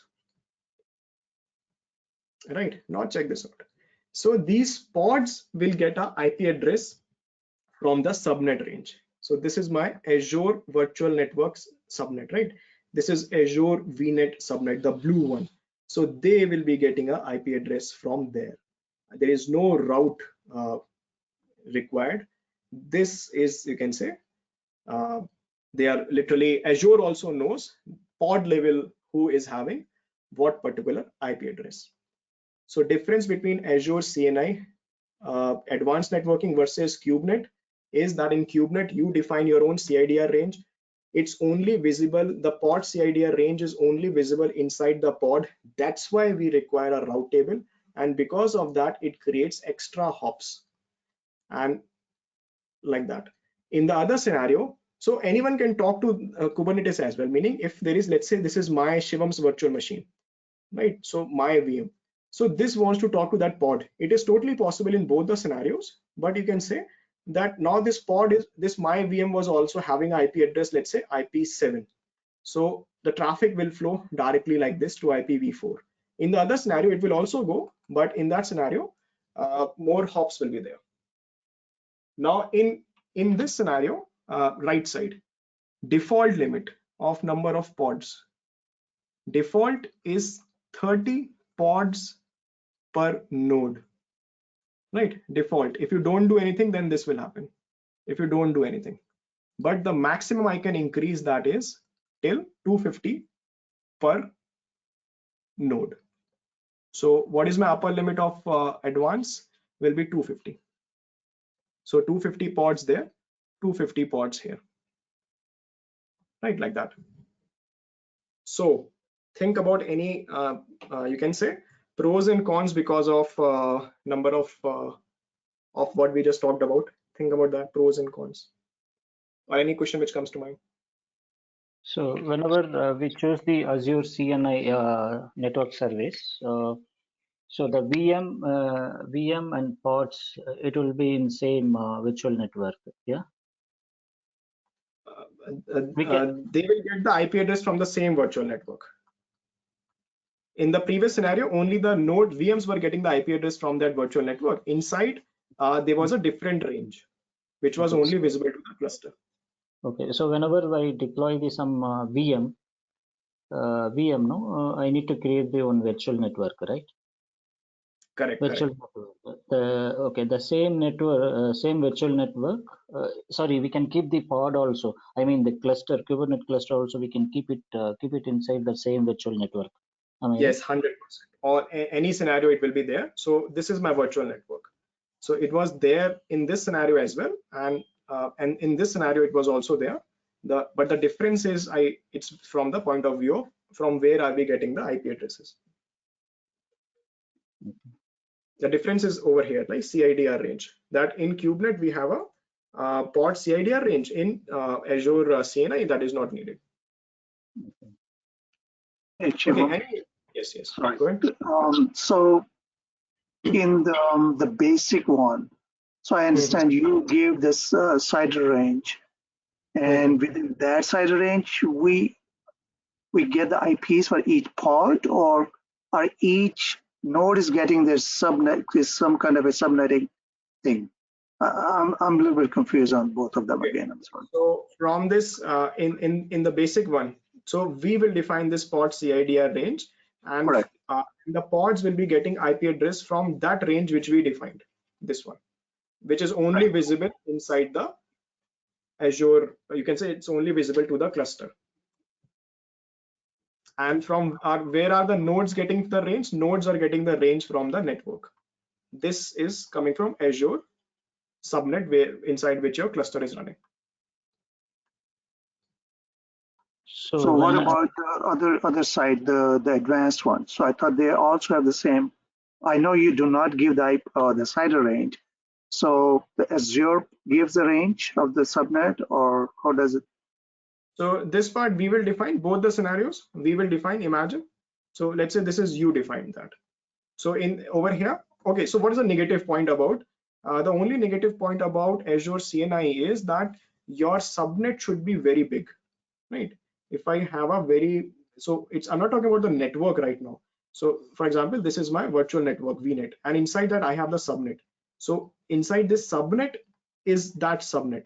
So this subnet should be very big, right? Because otherwise I will not have IP address to give to my pods. So maybe when you go for CNI, your network will be like of 16 ranges, like very big. Subnets are of that range, and 100% my network will be even bigger, right? So maybe even bigger, 5 or 8, like that. In this scenario, even if my network is smaller, if my subnet is smaller, doesn't matter. So if any existing company, they want to implement AKS in their existing network, the problem is that they may be only able to go for KubeNet because they didn't thought it in the starting, and their network is already ready right now. So they don't have those many IP addresses to give for advanced networking. But if a company can create a new network, they definitely can go for advanced networking, and the more IPs are required, that's all. And these are private IP addresses. There is no cost as such. Okay, then Shivam, in Kubernetes, we can get a limit out of limitation from 110 to change the subnet. Am I right? Yeah, by changing the networking type. So in this case, then I will reach to 250. So this will not be like a limitation or something. See, now one more time, your question again. So as we understand that the limitation in Kubernetes, so just only because of the IP address number of the number of pods. So if in case if I change the IP address schemes instead of /16 to something else, so I can get more than 110. No, that is a limitation. That's the upper limit of KubeNet. If you go for it's not KubeNet, because of the IP address or something. Okay. Beyond that, it is not dependent on IP. It is something else. It's a technology limitation. Yeah, because even in /24 we get 254 IPs. Correct. Yes. Perfect. It is true. Thank you. Right. This is maximum. So whenever we go for the Kubernetes service purchase, Yes. so this pod CIDR also, is it a part of this Kubernetes service, or is it something separately we have to pay for this service? No, this is just like in NATing, you can, it's internal. There is no extra cost. It's internal. This is only visible inside the cluster. Okay. When we go for Azure CNI, so we require separate subnet for each and every nodes, right? Not really. There is no need. Based on the count. Yeah. There is no need. You can it will be running inside this virtual network, inside this subnet. All the nodes might be there. 100 nodes might be there. Okay. Example, the second when we talk about the second option, we have two nodes. Each nodes we have two pods. So can we keep both the nodes, cluster nodes, in single subnets? Yes. Okay. Yes. Right. Yeah. Okay. Check one more thing. Now let's jump slightly more. Any other question in this? Is this okay? So these last question, yes. Regarding the Azure CNI, by default it is 30 node by default. How about in the Kubernetes? What is that by default? I mean, once after creating. By default, so this is the default value if I go for Azure CNI, and in KubeNet this is default. This is Kubernetes on-premise. KubeNet is like a normal Kubernetes concept, even on-premise. So limit will be 110 only. No, by default. Here you said by default. When we are creating, it's giving by default 30. That is default, by default 110. I don't think if there is any limit of it. That is by default 110. Okay. Okay. So whenever we go for KubeNet, that is by default it will be possible only on premises, not in Azure cloud, right? I thought both the services are. This is Azure. So this is Azure, both possible. KubeNet is like a normal concept, which is also on their on-premise. But in Azure, we have one more extra thing called as Azure CNI, Advanced Network. So under Azure itself, both the options are possible. Yes. Okay. Okay, now check one more thing. Now notice this, guys. So if I write something like this, notice that. So if I write, let's say I want a service which is called as Azure Vote Frontend, but I want a load balancer. I say type load balancer. Imagine I give it like that. Then what will happen is this. Notice. So notice this now. right? As soon as I apply that, meaning as soon as this applies. So service means the same service which we are talking about. The service is when the pods want to talk to each other, there is a service sitting on top of it. This is that service, right? And let's say there is a pod behind it. Let's put a couple of pods over there. So let's say 1 or 2, and let's say like that, 1, maybe 2, maybe 3, like this. 3 pods are there, and these 3 pods are having my front end. So these 3 pods are having my front end hosted over there, and the front end is looking something like this. Check this out. Let me show the image of the front end. So this is in your lab, it will look something like that, right? This is your front end which is there. There is a back end of it as well, but that's how the front end looks like. The back end is a Redis cache, nothing. It's just like a key value pair, right? So this is the front end. So this is running on those 3 pods. Just like we have a VM concept, but this is a pod right now. So I should not make it like a VM. I'll just let it say this is a pod.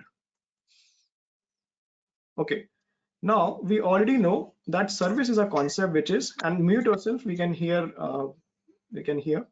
So this is my VM1 and this is my VM2, the same way around, right? Now, but if I say type load balancer over there in that particular scenario, then what will happen is Azure will create a Azure load balancer. This is Azure load balancer. So I didn't make that. I just told in the YAML file, I just said, do it. And they created a Azure load balancer. Now, how many types of load balancer can I have?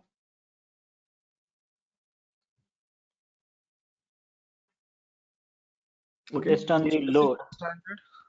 Internal and public, right? Like I can have private IP address, or maybe it is having public IP address. Sorry. So what I mean is like standard, and that's absolutely correct. Basically, I was thinking of like internal load balancer, meaning it's between 2 services, or maybe it's an external load balancer where there is a public IP address. So traffic is coming from outside. Azure load balancer, what type of traffic distribution it does? Exam payment gateway, that is also one of the traffic. It does round robin, right?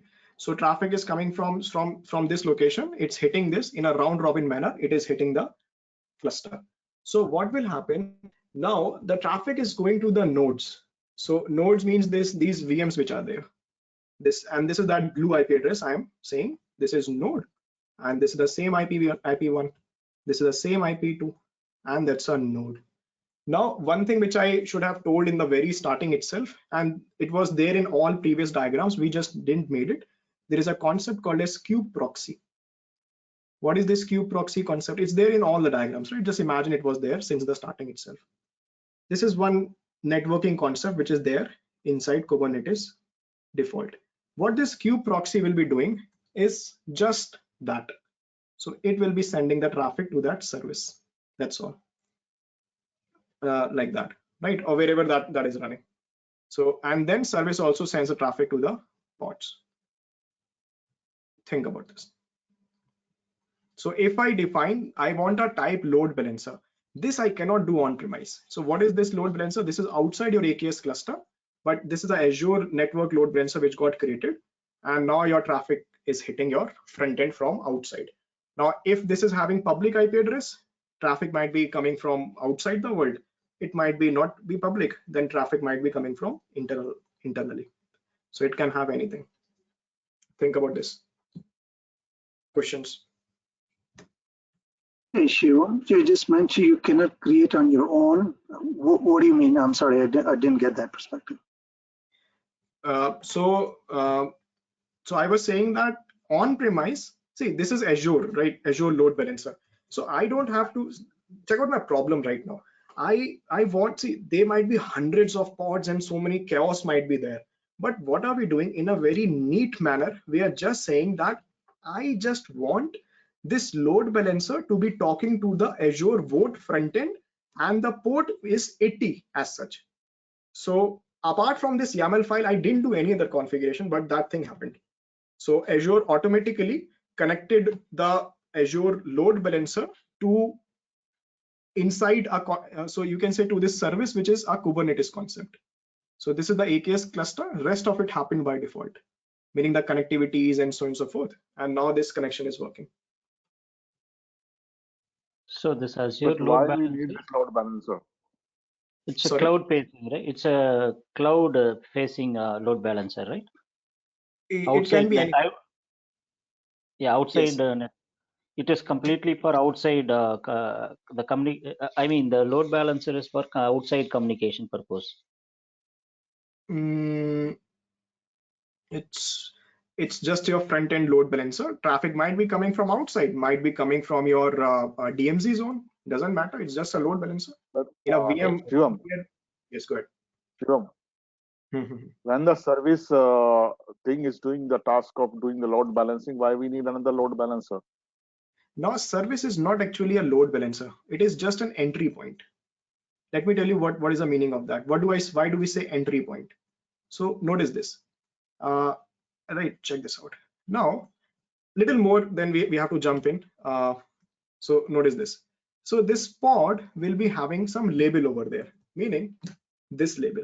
Check this out. So I'm creating a pod right now, and this pod is basically having a name over there called as Azure Vote Frontend as such. So, and the service is also having the same name. This is Azure Vote Frontend. Vote Frontend, right? And this is also having the same label, Azure Vote Frontend. This we have to define, front end. All of them have the same label, right? All of them, all the yellow ones are the same. So whatever I'm writing here, that's same. And because they are same, that's why the traffic is going to them. Meaning if any package comes over here and it wants to go to Azure Vote Frontend, or what I can say is, understand my scenario. So the scenario was like this. The service was also named exactly, the labels were matching what the labels were there on the pods over there. Now, if one of the pod crashes down, we know one more will be created automatically. When this new one will be created, you know the IP address will change. So how will make sure that the IP, who will make sure that service again talks to it? Even when the new pod is created, the name will remain same, the label will remain same, Azure Vote Frontend. So it's nothing to do with load balancing, it's just by default doing it. But you can say that, and as soon as the name is same, this service is talking to it. So whenever someone wants to talk to, you can say, how are we doing this? Because the labels are matching. So even if somebody goes down, comes back again with a different IP address, doesn't matter, his label will remain same, and the service will start sending traffic to it. So service is inside Kubernetes concept, and load balancer is a Azure load balancer, which might be zone, redundant, standard, basic, public, private. They are different things. So in that case, can we consider like, Azure load balancer, it is required for outside communication. Outside means outside the cluster. Either it could be within the Azure, Yes. or either it could be between the on-premises and Azure cloud. The service, when we talk about that service, that is required only for within the cluster communication purpose. Pod to pod level communication. Yeah, okay. Remember the previous diagram where we had two services, pod to pod level, right? That one. Okay. Okay. Think about this. Any other question which comes to mind? Shivam, this is again. So you were mentioning something earlier about the front and the back end. So where does the back end plays a role here now in this case? In this diagram, back end is not there. Hang in. We'll make the back end. We'll make it in the lab diagram. This is just back end will be you can say behind. You can put it behind this. Okay. Check out one more thing. So guys, this is one Azure load balancer. It's a network load balancer. What is the other type of load balancing solution which I have in Azure, which does that SSL offloading and so on and so forth? App gateway. Application. Yes. Application gateway, right? Notice this. So we are discussing two scenarios. One scenario where you didn't use the application gateway, and the second scenario where you use the application gateway. Then what we have to do in both the scenarios. Check this out.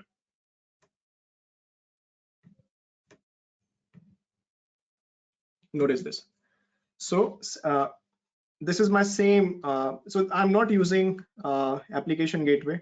This is my Azure load balancer, which is network load balancer. Azure LB, the one which we had in the bottom of the page, right? This is that same one, right? And these are the two nodes. And this is the other node. And my service is resolved across nodes. So I'm creating it like that. It's like that. And these are my pods as such, right? This is my service. Okay, now check this out. Now, if you're looking for, and if we have a quick revision between what in the world, what do we need? Why do we need application gateway? It does many more things. One of the very important thing it does is, it's called as, basically I can do SSL termination over there. SSL termination means that if my traffic is coming SSL encrypted, it will get decrypted on that particular application gateway, and then my unencrypted traffic is going in. That's one thing it does. Second thing it does is called as a route-based or path-based routing. / images will go to one, / something will go to something else. So if I want to do that, let's say I want to have SSL termination, or I want to have a path-based routing. So let's make slightly bigger. This is my one more pod, one more service, which is also across nodes resolved. We just are making it, let's say, over here. Now check this out. And I'm very positive you guys remember that we did that lab, I think first session or maybe second session. So I want to do the same thing in this scenario, meaning I'm looking for some sort of SSL termination, and I'm looking for path-based routing, right? Notice this now. So right, so let's check this out. Now, if you do not use application gateway, you need to create it yourself. Over here, I'm creating one more service. This is service 1, service 2, this is service 3. Now this service 3 is of Nginx. What is Nginx? Nginx can do many more things. Nginx is, you can say, one thing which Nginx does is it can act like a ingress controller. So what I'm talking about right now is ingress controller of Kubernetes. Ingress controller in Kubernetes. What is the meaning of it? Let me explain that. So this is my one more pod. You see these new pods which are coming up. They have Nginx over there, right? This is Nginx. So this is Nginx and Nginx. One more time. So when the traffic is coming from there, the traffic is hitting this Nginx first, and on Nginx we are doing two things. We can do SSL offloading, and once we do SSL offloading, so what is this purple layer doing it for me over here? This is doing two things for me. First, it can do SSL termination for me, or offloading termination, just decrypt the traffic. Second, route or path-based routing. Path-based routing. In this scenario, how will it happen? It depends on you. So see, it's the communication always happen from service to service, meaning I really want to make the diagram like that, right? Like this, right? So this is the traffic always go from service to service. However, just to make it little more good looking, I'm just making it like that, right? Hopefully you are getting what I'm saying. So check this out. So this is the scenario like this. And what is this red? This is where /videos are coming. You guys remember that lab we did, right? Long back, /video /images.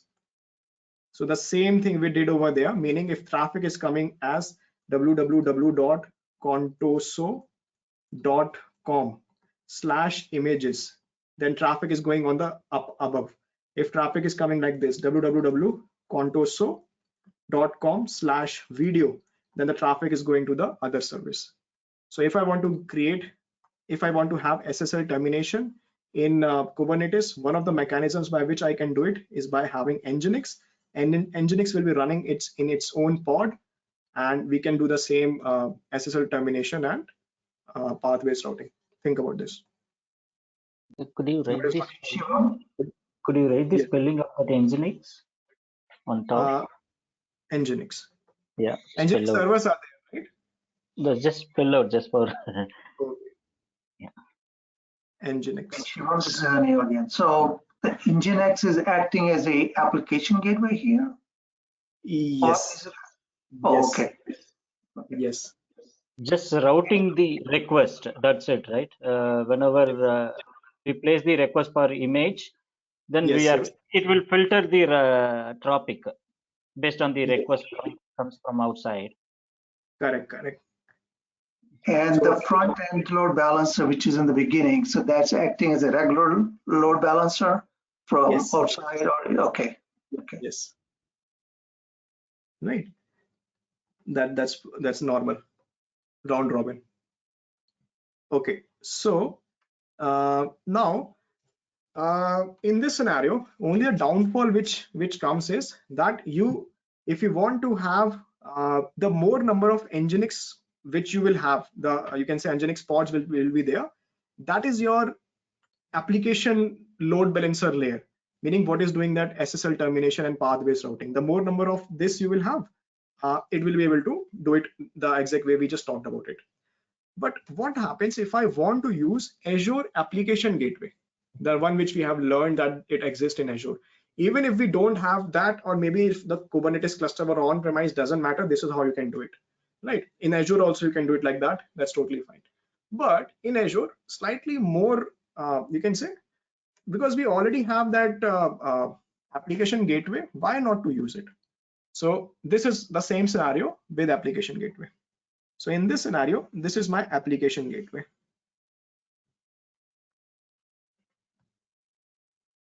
And this is the app load balancer. App load balancer there. Right.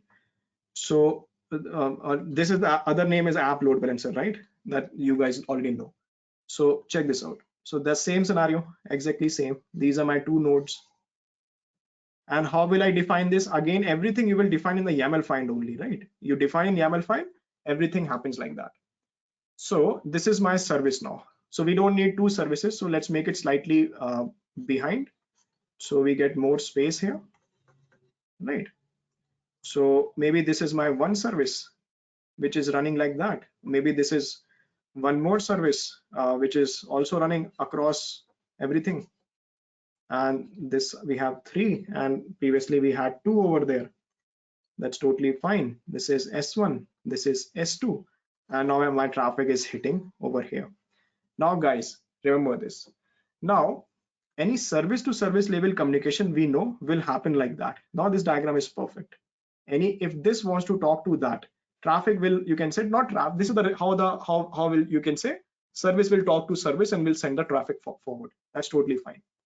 But now please always remember this. In case of application gateway, this is where I'm doing the SSL termination, and this is where I'm doing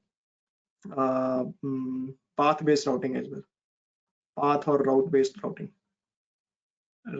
right, like this. So check this out. Now please remember this. In this scenario, what will happen? Traffic will be going directly to the pods. In this scenario, there is no service coming into picture like in the previous scenario. So please remember it like this, that in case you use application gateway, your traffic is directly going to the pods. So for a very long time, this solution was only supported in advanced networking, where Azure knows, you can say Azure CNI, or you can say advanced networking as such. However, now it's also supported in KubeNet with more route tables. So this is supported in both in KubeNet and in advanced networking with more routes table. Think about this, what is going on. So traffic is going directly from application gateway to the pods, and what the configuration you did, that same configuration is still here, meaning all these are slash images and all of this is slash video, like this. Think about this and versus that, right? ask your questions. And you know this diagram is like that, right? Communication always happen from service to service. What So we- sure, just a question. So the Nginx server which you said, so that will only come when you have the load balancer in the Kubernetes. Nginx server can do many things, but in this scenario we are talking about that if you require layer 7 load balancing, these are the two methods by which I can do in Azure. Layer 7 load balancing. Okay, Shivam. So in the left-hand diagram, so we are using Nginx as an application gateway, which goes only through the service and then to the pods. Yes, But yes. whereas in the right side, when we are using Azure application gateway instead of the Nginx, the traffic is going directly to the pods. That's how the difference is? Yes, yes, yes. And Shivam, That's this is the correct. recommended way. This is a recommended solution. That's the one in the most right, the green one. Now here, web application firewall is there by default. So if you are in Azure, this is something which you are getting by default, meaning any SQL injection will be by default blocked by this firewall. So it's a added benefits, all these. So this is recommended. But then Shivam, Yes. sorry, go ahead, I'm sorry. Yes, yes, go ahead. No, so what I was going to say is that if you're using application gateway with the Yes. firewall in the front also, so do you still need the load balancer, the regular load balancer?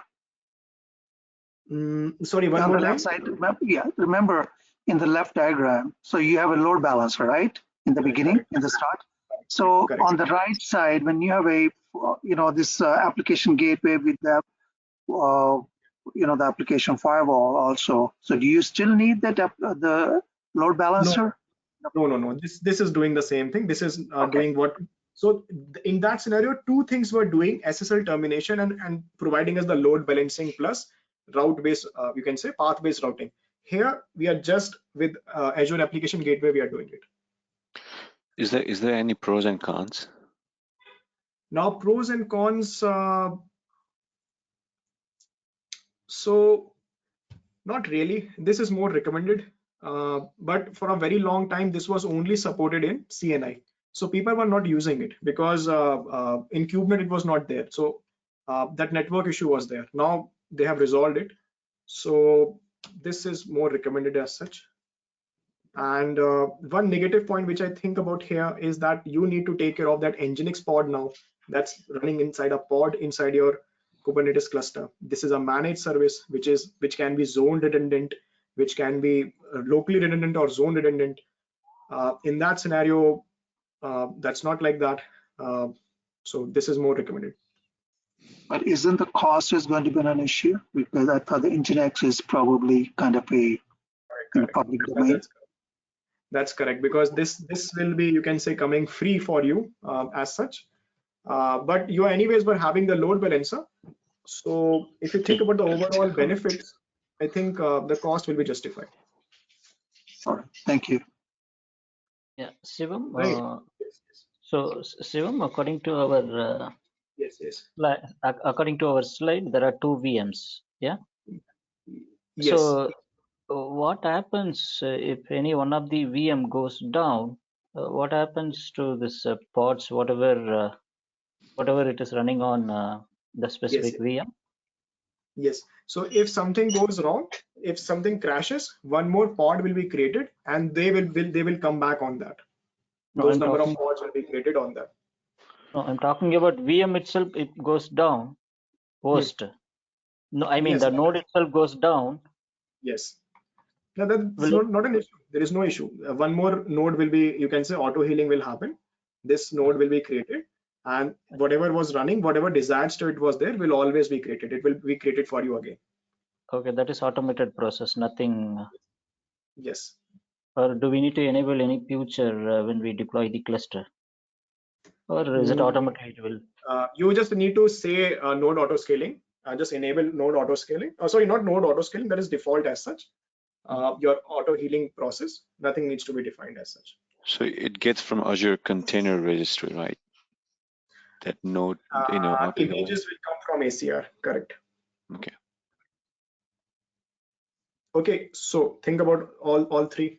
So and let me explain what demo I'm showing, and think about any question that comes to mind.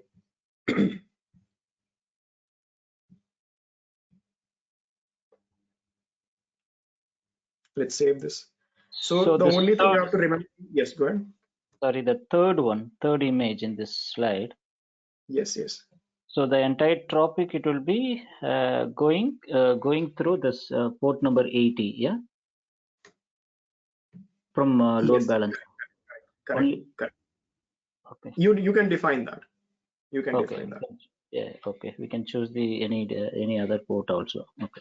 Yes. It's you can change that. 443 you can normally have. You can do anything. Okay. Shivam, I have a general question. Yes. Since we have a virtualization technology and VM and Azure VM, why we have to adopt Docker and Kubernetes? What is the idea behind? Okay. Now check this out. So let's that's correct. So let's say there is long back we had the physical servers only, right? These are the physical servers long back. We had the problems over provisioning, under provisioning, and so on and so forth, not utilizing the resources correctly.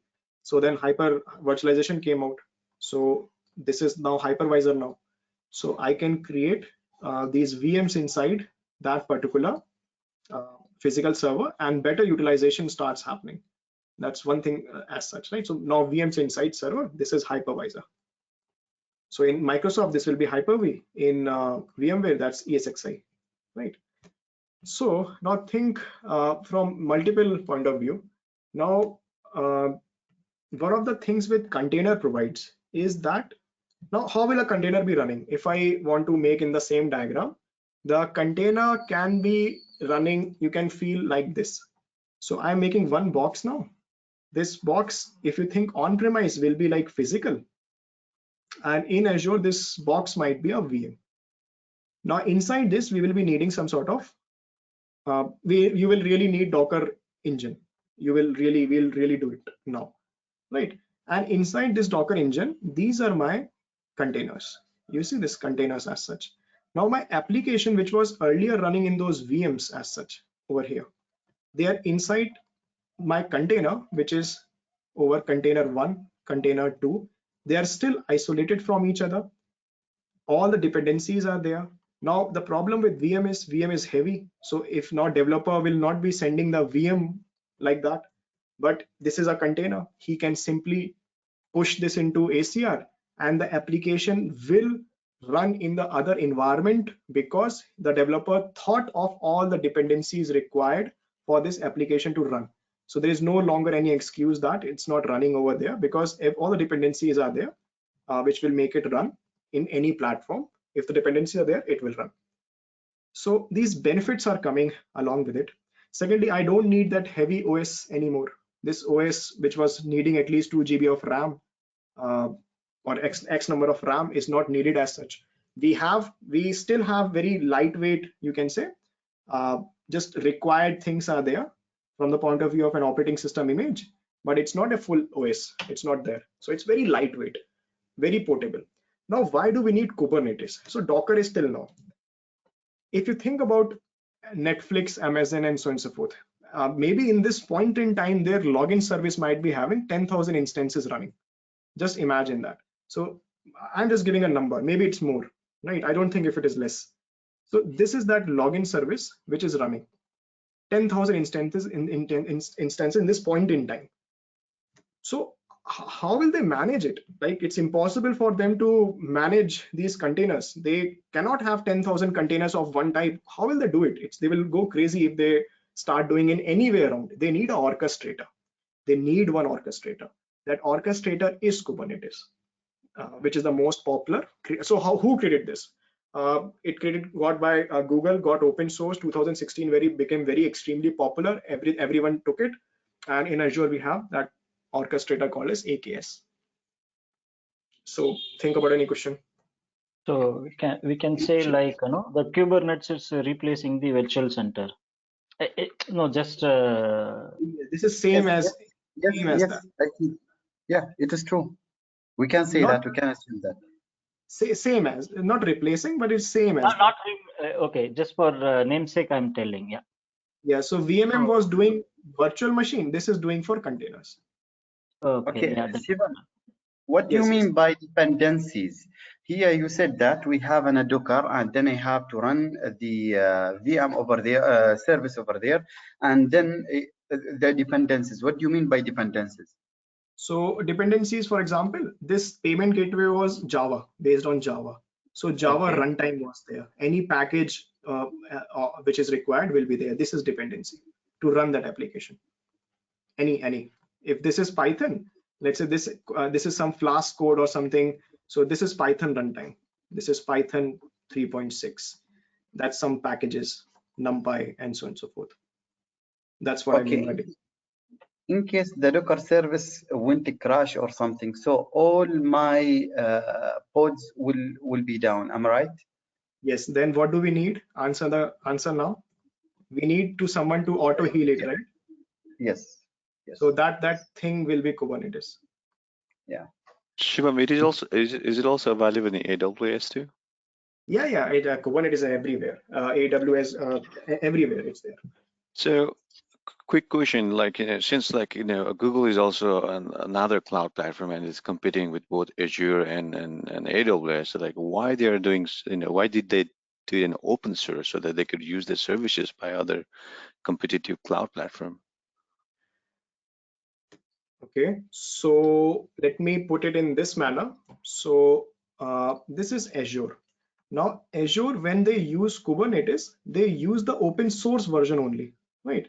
If they find any problem in the open source version, if they find any bug need to be resolved, they don't make it proprietary there. They go back to the repository on GitHub and they make the change over there. So all the companies are doing it. So it doesn't matter which company, it's the same open source Kubernetes which is running in Azure, in AWS. AWS, I don't know. In Google, it's the same thing. It's the same open source one. So if I have a container over here in Azure, and tomorrow your company says, I want to go to GCP now, you can take your container, just take it, run it over there, no change. So we are doing the same thing which you are asking for. How about the Docker versioning? Docker runtime, that's so what, complete your question? I mean, is the Docker versioning will be it's different, like I'm running on ESXi 5.5 or 6.0 or something like that. I believe that the Docker also, it has a specific version that can also allow that service to be run in case if a higher version or lower version. Yes, that thing can happen. That thing can happen, but it generally compatibility is there. So meaning if this machine is having Linux over there, then that Docker version is different from the one which is having Windows. But if I want to move this container from Linux to Windows, I need to make sure from the app's point of view that package which I'm installing, that should, if that package is Windows supporting, then I can simply take this from here and I can run in a Windows host as well where Docker was running. Okay, it's all about dependency. Before we do any migration or something, we have to understand the platform as well. There's prerequisite before we start doing any activity. If you really want to jump from, that's correct. If you jump from Linux to Windows, yes, in Linux it will be more smoother. In Windows it will be more smoother.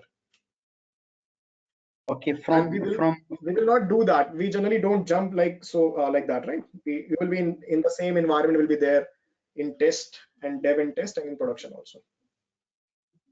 Okay, in general, so is there a way to know the service if you are not an administrator, by somehow you were giving a service to migrate it, Is there a way to understand what a platform that Docker running on? Is it Linux or Windows or what exactly? Yes, yes. Just run one command over here called as docker info. It should tell you that. Run one command here, docker info, in the host where it was there. In that, I think it will tell you all the details you need to know, default settings and so on and so forth. Just run one command. Great, thank you. Right. So, okay. Hey, So, Shivam? the pod is Yes. working similar as a VM, yeah? I mean, yes. VM means when we talk about to understand, yes. When we talk Just- about VMware, on top of ESXi, there are many VMs it will be running. Correct. Same as the pod is running on Docker engines. Running in the many pods are running in the Kubernetes node. Okay, each and every pod it requires operating system. Yeah, either it could be Windows or either it could be Linux or Ubuntu or yeah. Yes, some core is required. At least some user, you can say, something to operate as such. We don't need the full-fledged OS like we need in a VM. Very lightweight. Some only core dependencies required. Hey, Shivam? I didn't So- get it actually. So meaning that I don't need a full-fledged Windows 10 inside there is Windows 10. I don't even know if we run that in like, let's say you have something practical, Linux and so on and so forth. So you don't need the full Linux environment over there. It's the image will be very lightweight. Only some dependent, you can say from the OS, whatever is core will be required. You don't need the full OS. Since it is a light version, how the performance will be, Shivam? It depends on, there is no difference. It depends on how much RAM you have defined in the YAML file, or how much RAM you are giving to your Docker container. So maybe you are giving some X amount of RAM and so on and so forth. That what will happen.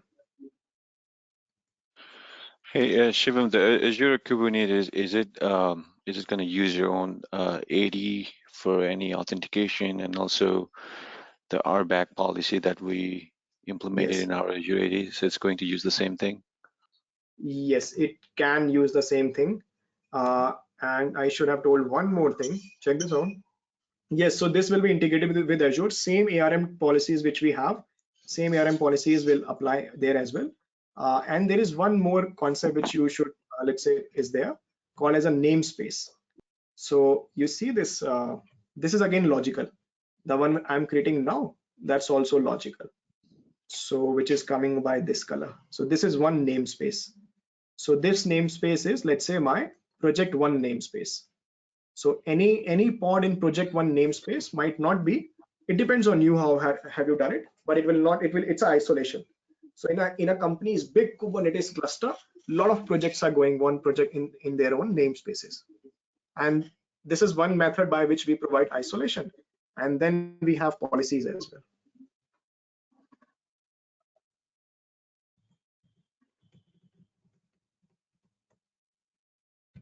Okay, check this demo first. Then we'll have the break. Let me just say what we are doing. We'll come back. Hey, later. Shivam, can I ask you a quick question? I'm sorry to interrupt. Yes. So, Yes, go like ahead. you said, we are using Docker containers, and so what are the other equivalent of Dockers which we can use besides Docker company? Now, in AKS, it will be Docker only. Default runtime is Docker. There is no equivalent apart from Docker of container in Azure Kubernetes. Default container, default Docker. But are we having other companies also equivalent of Docker? Yes, I understand Azure will use Docker, but is there any other? So everything came from Linux. We have LXCs, right? LXC in Linux. So even the Docker came from that concept only, from Linux LXC. And there are more companies as well. I think one more. So what is happening right now? If it is already happened, someone can tell me no. So Docker company was making one new platform, which is called as which had a name, and that will be which is like some open standards and so on and so forth. So that will become the de facto in the world of containerization. Some other might be available, just Google search will help you out, right?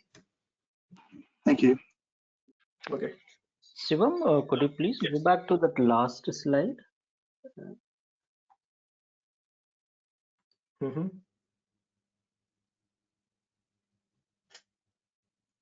I mean, not this one. The last slide where we were talking about all basic, what is Kubernetes, how. Yeah. Okay. So what's the question? Let me know the question. I mean, just I'm trying to understand. Is there anything will it required between physical hardware layer and a Docker engine? In between, is there any other requirement? The comparison between what you mentioned between the physical virtual machine and the Docker concept. So the question what I asked you. Okay. Yeah.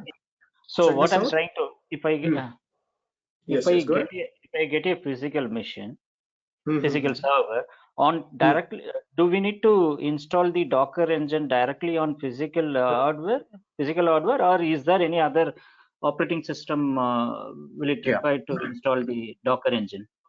Now, one thing which is there, your hardware should be VT enabled.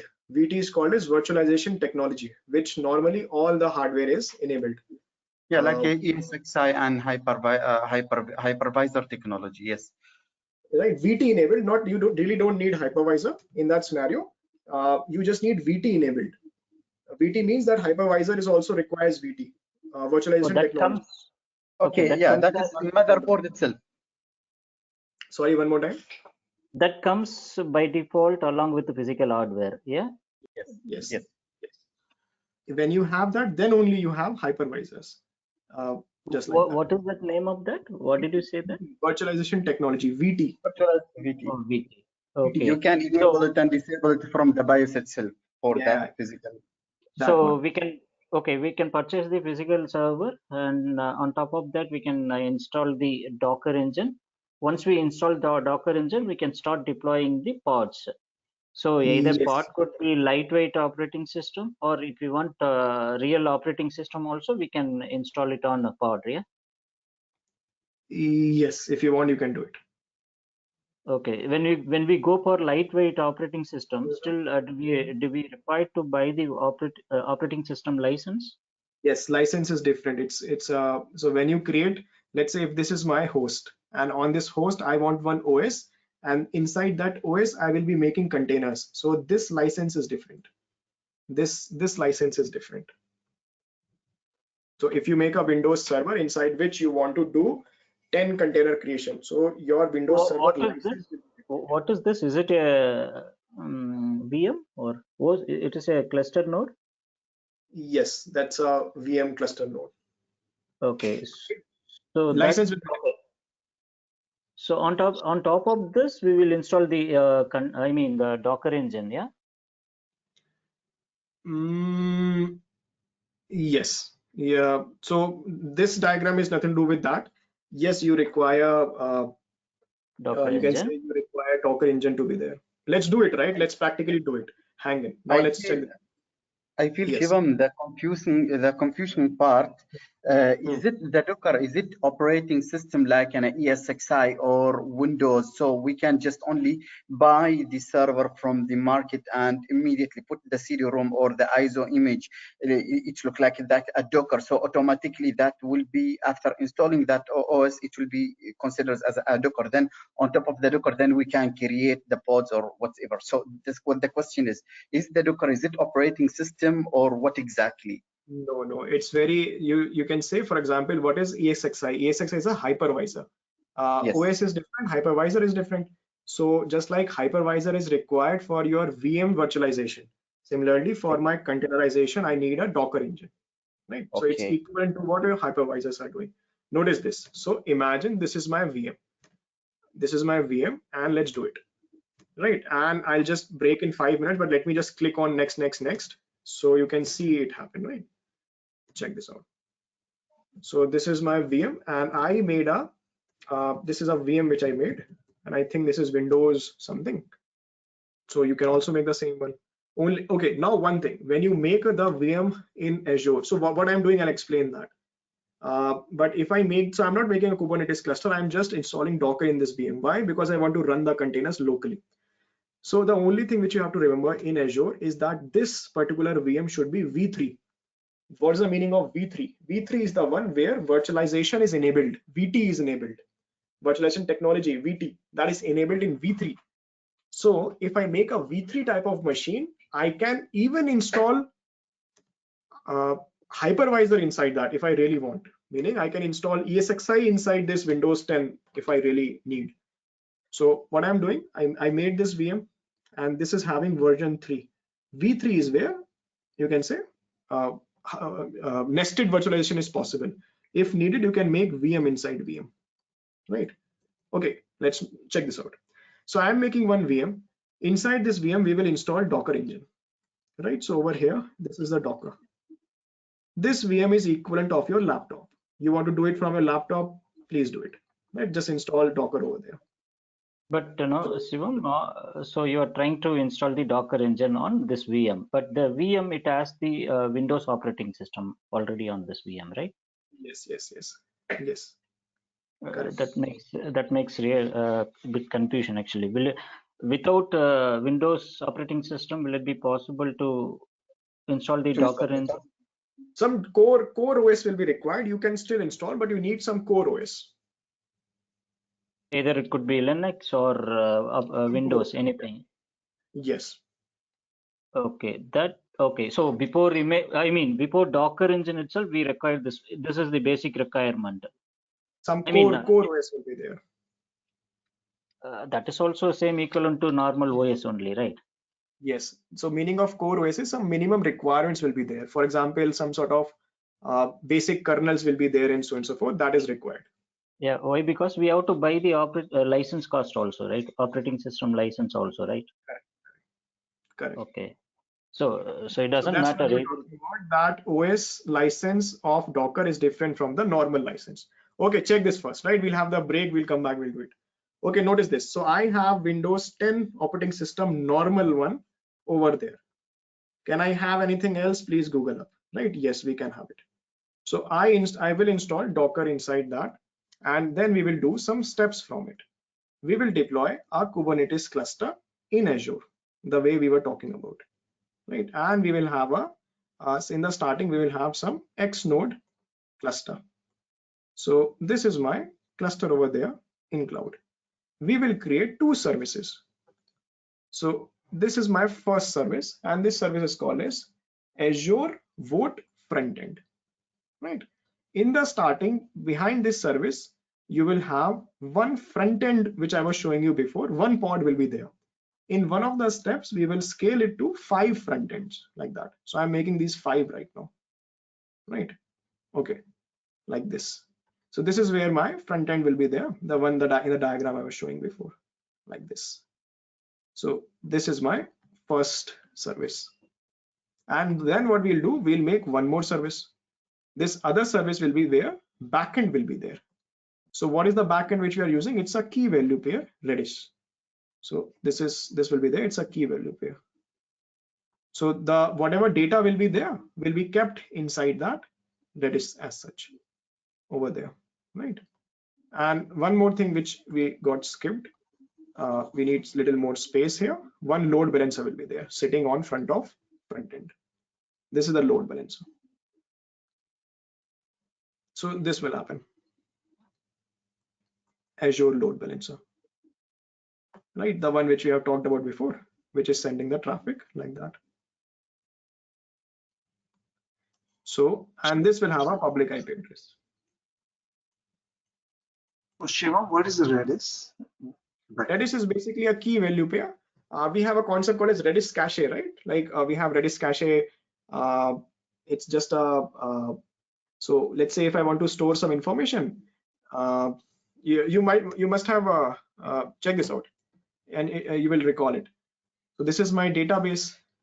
That's my let's say front end, and let's say there is a right. So normally you are running the queries like this maybe, in this manner from in the database. What I can do, I can have a Redis cache as such. So this is my Redis cache. Now this is a key value pair, key value in memory, in RAM, and so on and so forth, those type of concept. This is normal, I'm just explaining what that is, right? So you have heard cache aside pattern before somewhere, meaning whenever there is a query, we search in the cache, and if it's in the cache, if there is a hit, we send the data back. Otherwise, we go and search in the database, and whatever data we get back, we also modify in the cache. It's just a key value pair. Now we know Azure table, right? Table is a key value pair, just like that. Cache Azure cache Redis is there. It's a key value pair. We are using it as a database. It is acting like a database right now. Okay, so Redis will be having one single instance. There is no reason, that's the way it's in the lab as such, that there is a single instance of it. So this is what we are deploying. Now, what are we doing? Why do we need that Windows 10? So we actually will be pulling, you can say that image, that this is Microsoft's GitHub repository. From here, we will be pulling something over there, and we will be making that image locally over here, right? So image is running locally. You can say Docker is running locally first. So this is locally running Docker. So we will test it here, that is it running or not. We will do some testing, right? Then what did we talk about? We talked about ACR. So we will create one ACR after that, and then we will do that Docker push. So that image which is there will be pushed inside ACR, and then we will apply some files. It will be pulled inside Kubernetes, and that will happen. So this is the demo, and once we come back, we'll do it, right? So before I go, I just want to double click over here, because Docker takes maybe 5-10 minutes to install. So any question which comes to mind, please ask, right? I'm just installing Docker inside the VM. I can do it in my laptop as well. I just need to install it here. So it's better I do it in a VM. So Shivam, Yes. suppose in VMware environment, if I want to access the specific VM, the each and every VM, it will have own IPs. So I can start accessing the specific VMs remotely. The similar way, will it be possible to access the specific pods? I mean, can we get the option to access the, or can we take the control of specific pods? Yes, you can connect to it if you want. So you can connect if you want. Okay, so we can monitor, we can manage the each and every pod separately also. Yeah, if you have 10,000 pods, you can do that if you want. Okay. Right, you can do it. Okay, so each and every containers, you know, it will be acting as a just app, or either it could be file, or either it could be some front-end app or back-end app. Correct. So actually, this entire is my front end, right? There is no single point of failure. So see, now the problem is these containers are slightly unreliable. We want to have multiple of them, like a sheep farm. So even if the sheep goes down, the farm should carry on. So single in production might not be there. You will have X number of pods of front end, just like you do in any other technology. Normal high availability, you will do the same thing here. Kubernetes will help us in case of, you can say that we will be, if something goes wrong, it will heal it. Yes. Question, please complete that.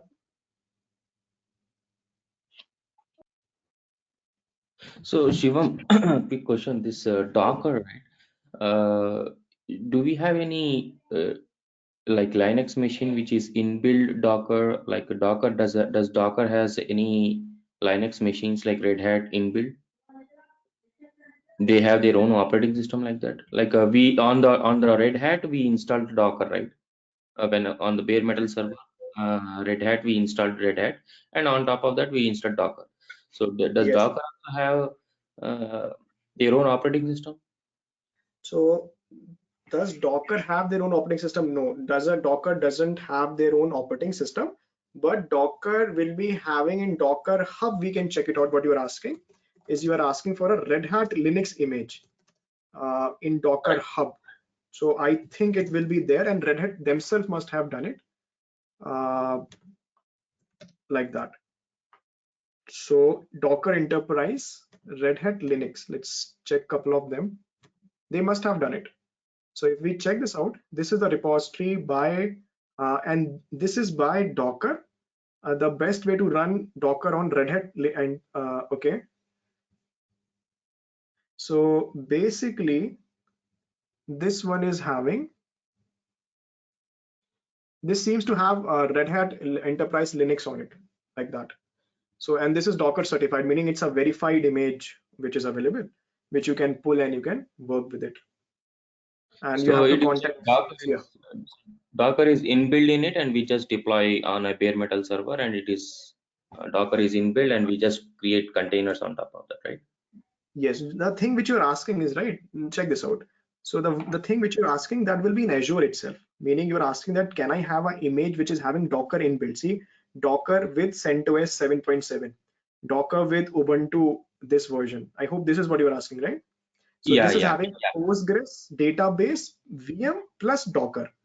So Red Hat, we have to search over here, which I will just confirm with as such. So these are Red Hat images, and now let's see if there is one already available with Docker as such. Okay, the similar way, when we go for Azure services like infrastructure as a service or platform as a service or software as a service, the similar way we have option under Kubernetes also. So this is Azure. We are just trying to search that whether Red Hat default image is not there or not. I think this is a default one, but this is with OpenShift. This is their container platform, and it seems they default they don't have it. You may have to install it yourself. It seems like that. Maybe we can check further, but these are my Red Hat images over here, and they should be having it because it's something which is very popular. Maybe we can just say load more and notice it.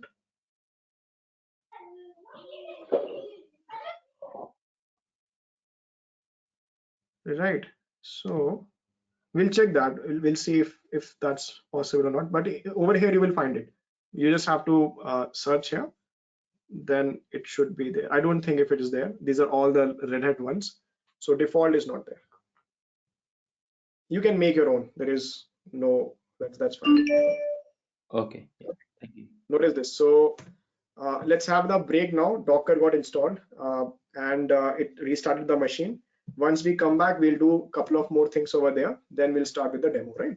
I'll show you whatever we have talked about, ACR, making the container locally, couple of Docker command and so on and so forth. The same thing, we'll do it there. We'll deploy a voting application with a front end and a back end. And we'll map it with the diagram we have learned. Okay, so 10 minutes of break, then we'll come back, we'll do it. So the machine should be restarting now. 10 minutes break. Any question, quick question, just hang in, right? Hey Shiva, I'm sorry. Okay, yes. So we'll wait for the break. No, that's okay. We'll wait for the break. Okay, okay. Thanks. So and we'll start in 10 minutes.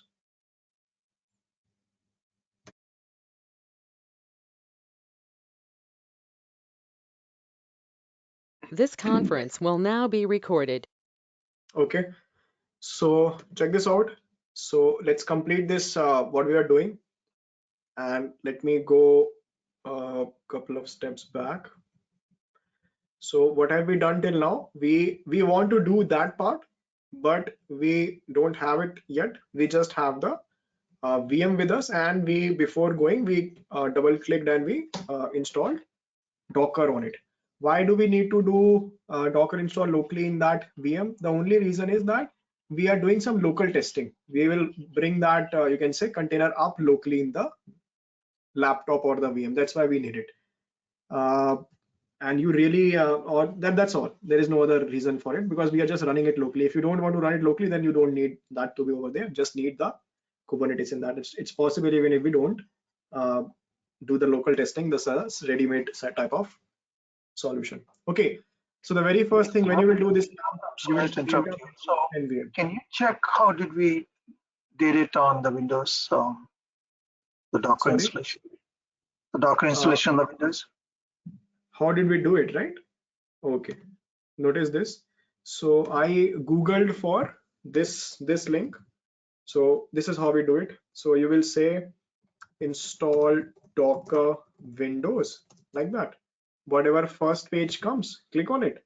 Whatever first page comes, click on it. And once you do it, click on this option, get stable. Just do it. So on this page, just click on that get stable. I'll put this in the chat window, right? So click on it and double click install. That's all. Hi. Yes, Can we not create AK Azure Kubernetes without creating a VM? Why do we need a VM? right. So I can use my laptop also. That's totally fine.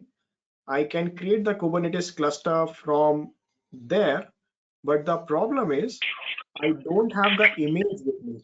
My image is not ready. So my first step is create the image. And to create the image, I need a Docker environment where I can create the image, or I can also do a ACR push. So in this demo, we need it. If you don't, it's not mandatory as such. In this demo, we need it, and you will get it why we need it, right? Hang it, check this out. Okay. So, right. Thank So you. the very first, yes, right. So very first thing we did, we made a VM and we installed Docker over there. Next. Default installation. No, don't change anything. Just next, install Docker from the link in the chat window. Now, so it will restart once. So this is after the restart. I'm trying to connect back, right? And it should. I have to install more things. So I already made a file for you guys. Like, what will you follow? So what is needed to be installed in the machine? So that file I'm just looking for. It's more on my desktop. And we will be installing 4 things as such. The first thing we already installed is the Docker engine. And give me a second. It's a notepad file I made for you guys. It should be on my desktop here on this and so on and so forth. Okay, that's great. So okay, notice this. So this is what you will be doing as such. Do default installation of all in your in a VM or your laptop. So right, so you need Git to be there. Git in this lab, you need Git. You need Azure CLI to be there in the laptop or in the VM. That's why I'm making a VM, because I don't want to install all this in my laptop. This is my Docker installation. I want Docker. This part I already did. And after Docker installation, I have to install this, right? So this I'm putting in the chat window, and I'll do it here. So now just we are trying to deploy our laptop now, just to development environment. Right, this is our development environment which we are deploying, which can be your laptop or can be cloud. So okay. Right. So I'm doing some example, I'm holding my own laptop. So in that case, I don't require this VM, right? Yes, you will do all this installation in your laptop. Okay.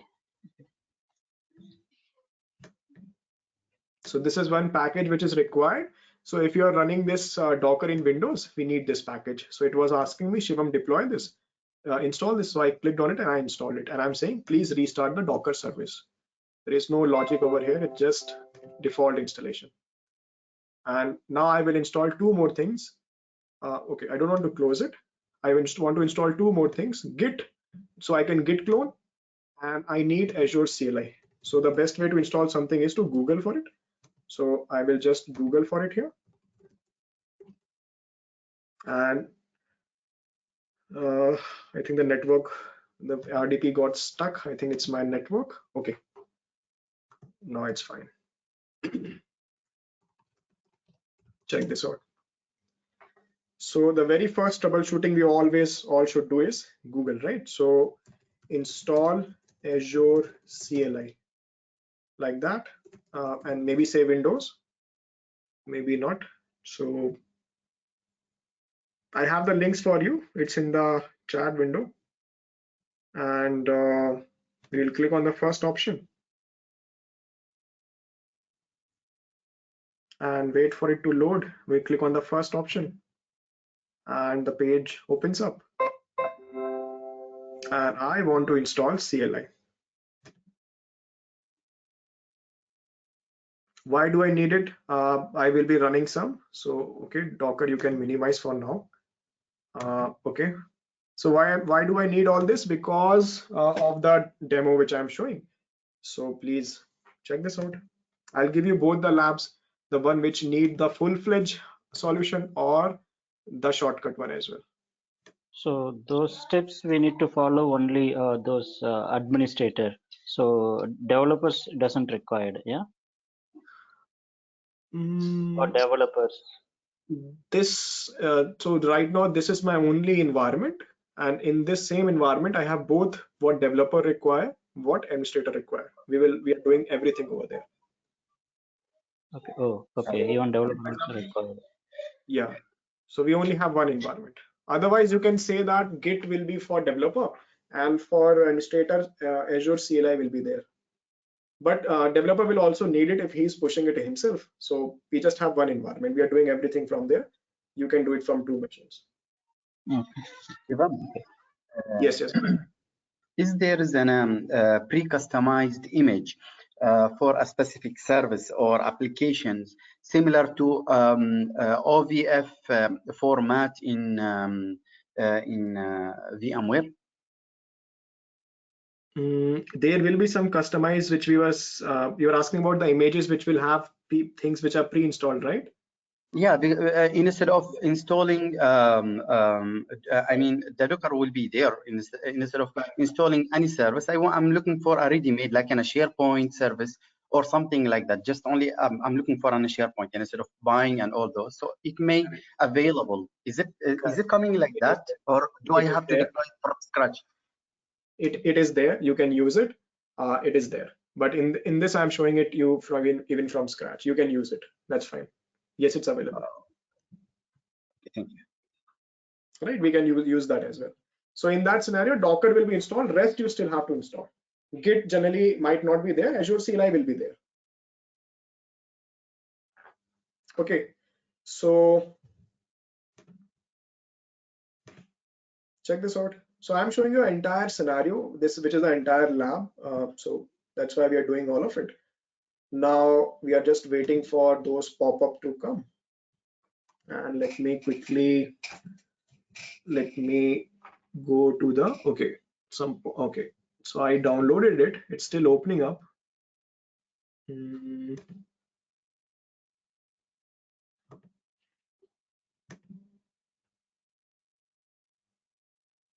Okay, please run.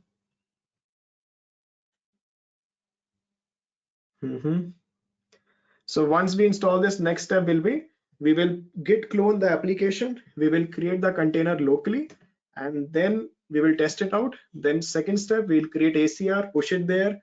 Fourth step, create cluster, apply this YAML file, and so on and so forth. So all of that we are doing. In the meantime, I'm doing this. Yes, go ahead. Can I deploy this whole scenario and structure without Azure infrastructure? As I have example, my data center right now up and running. So just I'd like to implement a container concept, I mean Docker concept in my local environment. Will it be possible? So in this demo which we are doing, just don't do the Azure part, just do the first part. So steps will be common. Okay. In the local environment. If you want Kubernetes to be there, then any open source, read any open source like tutorial how to do it with kubeadm. Remember that, right? Kubeadm you will use to do it. Maybe locally when you will do it. Kubeadm. It's a tool by which we create that cluster. Okay, so finally Git is there, and I think this one didn't trigger or something happened. So Git is installed and we are done with the environment setup. When you do the lab, so this is in the recording now, there should be no error coming. You can check it out, right? How to just next and install it. Okay, so just next install it. Oh, it's already there. I think I clicked on it, didn't notice. It's saying repair. So I think we are good. Now everything is fine. Git will install within a second or two. Now check this out. So what are we starting with? We will be git cloning one application, and yeah, please close. Right. So from where do we do everything? And I will be trying to log in into my Azure environment. From command prompt, I can do everything. So this is my command prompt. I think it's not needed, but let me run as administrator. Okay, now check this out. So the first thing, AZ login. AZ login will connect me to Azure. AZ login, like that. You don't do this in Azure. Why in Cloud CLI? Because it's anyways logged in. So you don't do it, but from your laptop and so on and so forth, you will be doing that part. So my account got finished, so I have a different account today. Doesn't matter. So like that.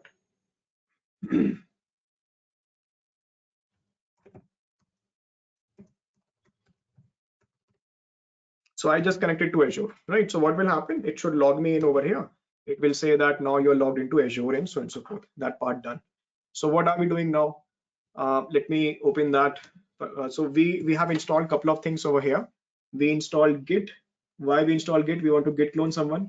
Secondly, we have Azure CLI over there, so we can create the cluster in Azure portal and so on and so forth using that. Now the next step which I'm doing is I will pull that application which is having that what I showed you before from GitHub of Microsoft. So a simple git clone will be there, and we will say a thing called as Docker Compose. Check this out. So I'm going back over there, and let me just git clone. So I want to that's fine. Give me a second. Let me find that particular location which from where we have to git clone, and I'm putting that in the chat window in case you want to open and read the Python code which is there. Any developer over there, you may want to check out, right? That's in the chat window. Not read it. And in your certification, this is we are going way beyond, but I think it's good you should know it. Maximum question will be what is Kubernetes, what is pod, there is something called as a pod, and all those type of things will be there. And let me try to increase the size. I think it will be very small for you guys.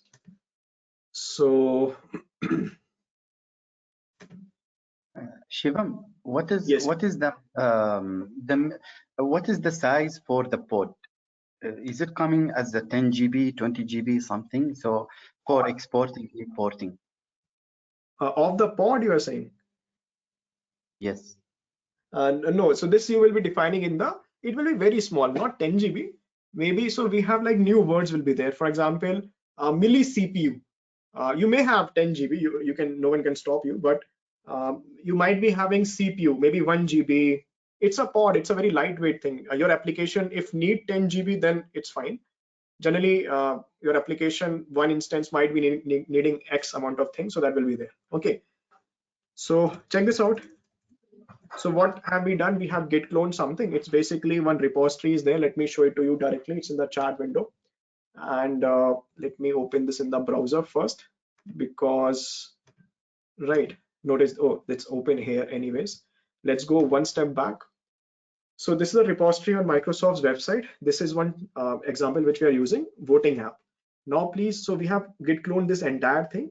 Some of the important things are over here. This is the manifest file which the administrator will be running afterwards. We will see this. This is a file called as a Docker Compose file, which I am going to run next. Right? Let's open it. This is one file. The app is available inside Azure Vote. Right? So this is one important file called as a Docker file. Let's open it. Right? This is the app which is there. It's a Python app. And you can just go and read it, right? That's up to you. So now check this out. So this is a Docker Compose file which I'm running next. Why am I running it? Okay, notice this. So once I run this file, what will happen? I want to do some local testing. I don't want to deploy this right away. We will do test locally. So we are saying that please create me that thing locally. So what it will do, it will have a front end and it will have that Redis cache which is acting like a database. So these two containers will be running locally over there right now. Once I run that file, that part will happen. So the front end will be there and the Redis cache backend will be there. That information I have defined in this file. So I am saying that my backend will be a Redis image, pull it from, you can say Docker repository, automatically it will pull it from there, from Docker Hub public. If I don't do anything, it will, whatever default setting is there will happen. Name of that will be Azure Vote Back. So name of this is called as Azure Vote Back. Azure Vote Back, right? Like this. And this is a Redis environment is there over there. Now my front end is, and it is running on port 6379. So 6379 of the machine, 6379, and it's also listening on 6379. Same, like that. Check this out. So this is my one part, one done. I'm doing it locally. We are not pushing anything in cloud right now, right? We're just testing locally. Check out the second part. It is saying that do a build from this location. Hang into that, right? And name that particular thing as Azure Vote Frontend. Container is also called as Azure Vote Frontend. Make an environment variable called as Redis. So if you're wondering what is the importance of this, let's read the code. And this will be running on port 8080 of the VM and 80 of the container. So this is 80 here and 8080 of the VM, right? Okay, now check this out. So Hey, what is Shiva, happening? So this will be, yes. Sorry. So what is this Redis doing it here on the front end? I'm sorry, I didn't get that one. So this is the backend. Redis is Yeah, like a data correct. right now. Yeah, but the next one, which says Azure Vote Front, under the environment you have Redis also. So how is that playing a role? Yes. This is actually the environment variable. Check this out. So in the main.py file in your application code, we have that environment variable from where we are reading the data. You see this one. So we are setting that value over there and it is being used inside the code.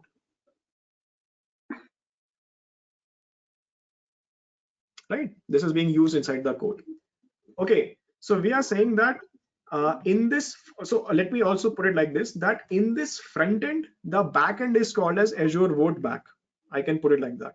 So that we are telling the code that you can pull the value of the backend from this environment or from this environment variable.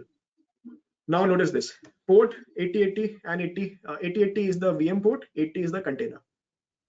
Now So, the basic. Shivam, do you mean this is a web server? One more time. Do you mean 8080? Is it a web server? I mean, it is giving a web service, or what exactly? So this is my local host. This is my VM's local host 8080. So when I open this website, it will be running on 8080. Okay, it is a web service, web server service. Okay. Yes, 8080 of my VM. Okay, now guys, the magic is happening on this line, right? So what is going on? We are going way beyond, but check this out. So on this line, it is saying that do something from that file path. What is that file path? If I go one step back, which is here, that file path is actually this path, right? So it is saying go and do something over there. So what it is doing, it is, if I click on it, it is looking for a file over there. And if you're wondering, it is looking for this file, which is called as Docker file. So what it will do, it will open and run that file in that particular step. So what is that file doing? It's even easier than the previous one, right? Now what it is doing, it is saying that first of all, find this image in Docker Hub. So if I right click and search, Google search, this is the image over here. Let me try, or let me try to reduce the number of slashes over there. Docker Hub, let's search. Okay, I think that's the same one. This is the image. So it is, what it is doing, it is saying that use this base image which is there and somebody uploaded, and this image is basically what I feel is having Nginx, and it is having Flask, Python Flask. Not relevant right now, but that is being pulled from there, and that is the base image. You know what that is? That is called as pip install Redis. Basically, install Python install Redis is what we are doing, and copy everything which is there in Azure Vote inside a slash folder called as /app inside my image. So this is happening in that one step. First, this is the image which is being pulled. It's a Python 3.6 image which is having Nginx, Flask installed and something XYZ installed. We are saying pip install Redis. Why do we do this? Because in the app code it is required. You can see it practically over. You can open the app code again. The third line is basically over there where we are installing it. So, and then we are saying simply copy everything which is there in the file path inside my Docker container called as app. Okay, this is what we are doing right now. So if I explain this again in the diagram, I'm creating these two containers for the local testing, right? These two containers with the local testing. One is having the Azure Vote frontend. This is Azure Vote frontend, and the other one is having the backend over there, like this. These two things we are doing, and this creation we are doing with a file called as Docker Compose file, where we have defined all of it. So we will run this file called as Docker Compose. Right, this is Docker Compose file where we define all that how to make this locally inside the laptop, right, like that. So let's run it. Shivam, Yes. are we trying to I mean, this is something like, similar to, you're trying to deploy this environment on premises. Yes, I want to On-premises test it setup. before I have two problems right now. The first problem is I don't have the image with me. I just have the app code with me. I don't have image. What will I run, push into ACR? So we are doing two things right now. Okay. Right. So by this command, which I'm trying to paste right now, it's not pasting. Let me copy again. It's basically Docker Compose. I'm doing two things with the same command. Okay, let me write it. Docker, simply compose. And I thought you were trying to deploy. I mean, you are trying to deploy the setup from user administrator laptop to Azure cloud. No, developer. Oh. This is a developer part going on. Okay, so guys, so what have we done till now? I think let's just check out the demo. I think all the questions will be answered. Notice this. So don't get confused. So what I'm doing, I am just making this thing right now locally. I will do two things by that. First, my image will be ready. So this Docker Compose command is doing two things right now. It is creating that image for me and it will run that container. So I can do the testing also that it is running fine or not. Otherwise, if I show you 10-step demo and it doesn't run in the last one, then we have to troubleshoot. So second thing, it will create the image which I will push after that. So give it a second. Right. Shiva, in the notes that you're going to share, are you going to put all the steps in the command line? Yes. I have the details as well for you. Okay, thanks. Okay. Yeah, we can understand now, because initially the boss, the company boss, they will talk to development team. Boss, can you configure the new app for the payment purpose or anything? So the developer is doing all those things. Once they deploy the image in the repository, then they will inform to administrator. Yes. Perfect. Correct. That's fine. Some version not there. That's fine. So this is I know this is fine because it is asking that Docker is trying to listen on a port. Do you allow? Yeah, I allow that. Check this out. So two things happened. First of all, my image is there now. How do I know this? I can say Docker images, and you will see that now I have some images there. And this is my vote front image, and this is the reddish one over there as such. So images are there. Secondly, I can also see that my containers are there or not. Okay, Docker spelling is wrong. So this is my containers are running. See, I have these two containers running, which let me show in a more human manner that just in a local host, it should be running now. Shivam, so, what's PS stand for? PS. It's basically whatever your right now, whatever basically all the things which are all the containers which are running right now, I can print it out with that PS command. Okay. Right. Okay, now so it's running on 8080. So localhost. Okay, come on, type.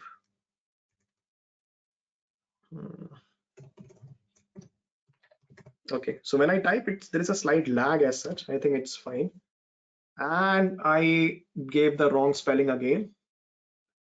So it doesn't types as smoothly as I want it to type. I think I should have installed maybe Chrome over there. Hopefully this is because of because I have 16 GB of RAM on this machine. So Maybe it it's should consuming the resources, Shivam. Maybe it is the consuming the RDP is resources. actually getting stuck. So RDP, I have 16 GB RAM. No, I don't think if it's because, yeah, finally gave the right spelling. So this is running locally, right? This is the first step of your lab as well. Things are running locally, and we have tested this out. Now what are we doing? So this is just, so where is this information going? This counter is being stored into Redis. So there is a, over there, these details is being stored, whatever you're doing, right? So now I don't want this. I can keep this application running, or maybe you can bring it down. So if you want to bring it down, you can say Docker compose, and you can just say down. So what will happen? The container will die, but image will still be there. So what is just going on? Stopping, the container is stopping, but the image is still there. So I just need the image with me. So this is my Docker images are still with me. Maybe I gave the wrong spelling again. Oh yeah, Moses, right? So this is my images again. But Shivam, when you run the command docker stop, so you mean that you are completely stop that Docker, including the all image what is available inside it? I just stopped the running container, but the image is still there. Yeah, but okay, in that container, so in case if we have maybe 3 or 4 images, so all of them they are running. So I want to stop a specific image. Is it possible? Yes, you can. You want to stop a, so image is anyways not running. If you want to stop a specific container, you can stop it. That's totally okay. You can just specify which container name is that, and you can stop it. Okay, so guys, what have we done till now? We were able to see that at least something is running. We are okay over there. Things are running, right? And now we have the image also with us. Which image do we have? We have the front end, which was performing fine, and because it was performing, we know the back end is also running fine, right? Now what are we doing? We will do, what is the next step? We have to push the image to ASR location, right? repository So location. we will create this first. So this is called as Azure container registry, and we will create this first. So now I'll create it, and we will go and see this in Azure as well, that it got created or not. So this is the registry we'll create, and then we will push both the images there, right? So these images will be pushed over there, and we have to tag it first, and then we will push it. So these are both of them. Then we need the rest of the part. So we will create it now, and then we'll do the push over there. Check this out. So how do I create that? Let's open a notepad, let's understand, and then we'll just write, copy paste it. So notice this. The very first thing which you guys already know is you need a resource group. I really don't have anything in the Azure right now, so this is my resource group coming up. Then I want to create a ACR, container registry. So that command is as simple as az ACR create in resource group. This name I have to give. This name will be globally unique. So I want to give a name, maybe like this, like that. I hope that is globally unique, or we will get an error. We will run it again, right? Which I have not checked yet. So I feel that name should be globally unique, right? Let's do it. So do I need to do this from a Cloud Shell? Not really. I'm already logged in over here. I can just paste it from here. And it's not okay. I think that notepad was in my laptop. Okay. Or we'll start typing it. Give me a second.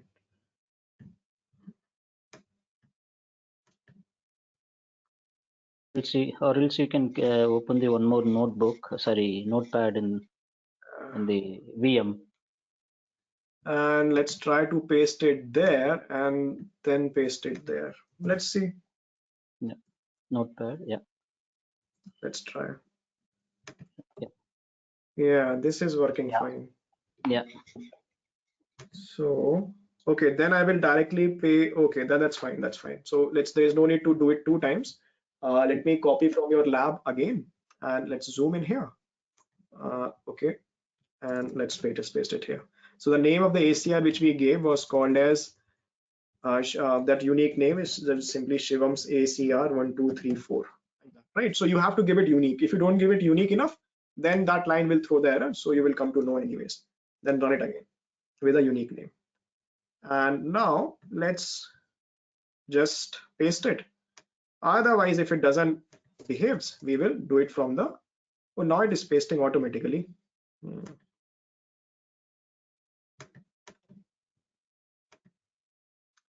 I think I should just start typing. Let me try one last time. Oh, great. Okay, so the next step, we have to log in over there, right? So see, ACR will not let the user push anything if it is not logged in. So one step you will see me do now, it's basically ACR login. And why am I able to do it? Because the account by which I'm logged in into this Azure portal from this command prompt, that is having that rights that it can log in over there. So this is basically still running. Let's wait for it.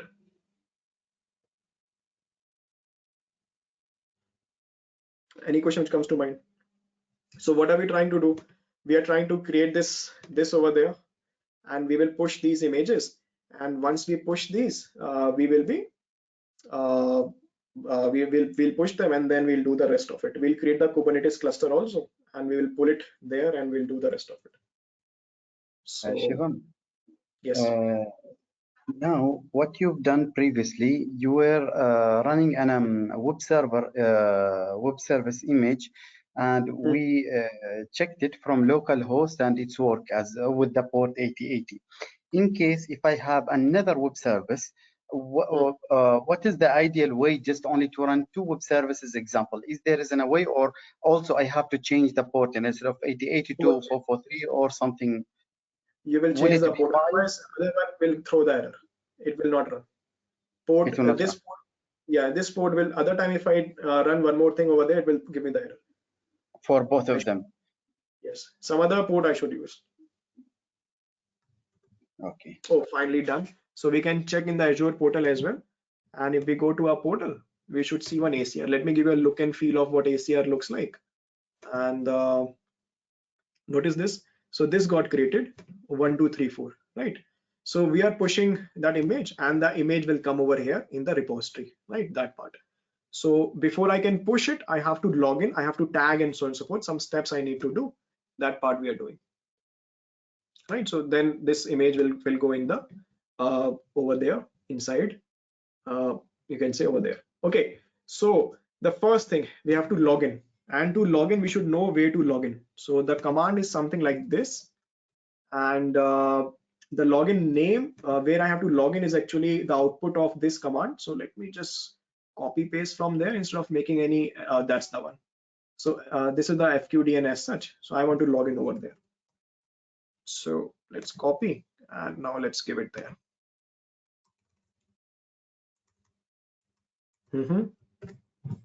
That looks correct. Let's log in. Check this out. So why I'm doing this, because if I don't log in, so this is basically authentication for ACR. ACR, if I don't do this, ACR will not let me do the push over there, right? It will not let me do it. So now guys, check this out. So notice this. So what are we doing? We are tagging the image. So check this out. So we are tagging the vote front end. We are not tagging the Redis. We are not even pushing the Redis. What we are doing, we are just pushing the front end. The backend is basically default as well. So that part, there is no, that we are building again in the cloud itself. So you will see me only push one. Okay, so you got the idea correct. I have to give a tag. So I'm trying to give it a tag like this, that your image name is this now.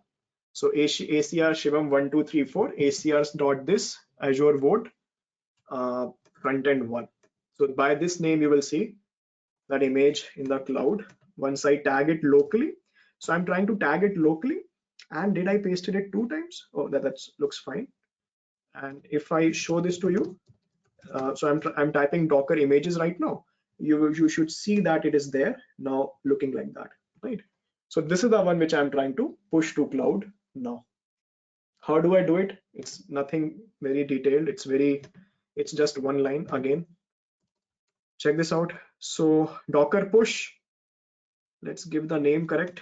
So now error which you will get if you, so see, it is looking for this image name now. If I give anything apart from the proper name, meaning I forget to give this is not existing, so it will say it doesn't exist, right? So if you do this lab, and that error will come if you give it some other value, right? Let's try it out. Let's go down. Oh, I think I pasted 2 times, or maybe I think I didn't copy the command. So let me copy it again. I pasted something else. Okay, looks fine. Okay, now if you get an error in this step, the reason is you didn't log in, right? Or maybe you logged in the wrong place. That's and the error which you will get is called as some deny error will be there, deny like that, right? So what are we doing right now as we speak? We are pushing the front end to cloud. Only front end is going. Why backend is not going? Backend will be created again. There is in the demo is like that. You can push both. There is no issue. You just have to change the YAML file. So this front end image is going, and it is having a tag which we gave. That tag will be there in the cloud now. So let's see. So that image right. file size is around 500 MB. Yes, some you can say layers are there, and 509.8 MB is there. Still pushing. We have to, any question which comes to mind in the meantime? If we have multiple image in in my on-prem server, okay, so could you show us how to run one by one image? I mean, with the specific commands. If we have to do something like that. I will find the command, but something like that we have to do, like some sort of naming we do, right? Like let's say Docker. Let's say my names are like this. Vote frontend 2, vote frontend 3. So vote frontend star. Then in a loop it will do 1, 2, 3 like that. That command we need to think about, but that is the one it will be going like that. You got my point, right? Like a star. So yes, it will push all of them one by one. Okay, now we should see it. Okay, that's great. So this is the one which we got here. Now, right. So this is the one which is got there. If you want to click further, we can click further, and this is the one which has got pulled. Let's finish it. I actually have to cover one more topic today. Maybe we'll extend today for maybe 15 more minutes, right? Slightly we have to extend because I just realized after AKS ACI is supposed to be covered. So okay. Oh, so you are there in a repository now. Okay. Yes. Now check this out.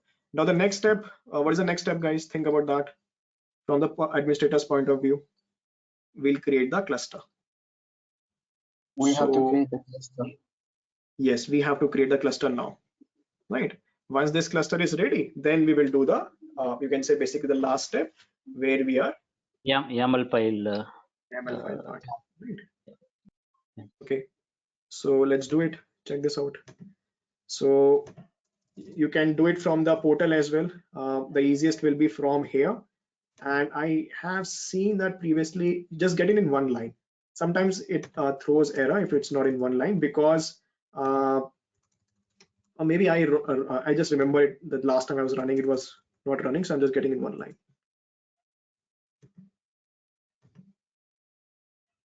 Okay, maximize.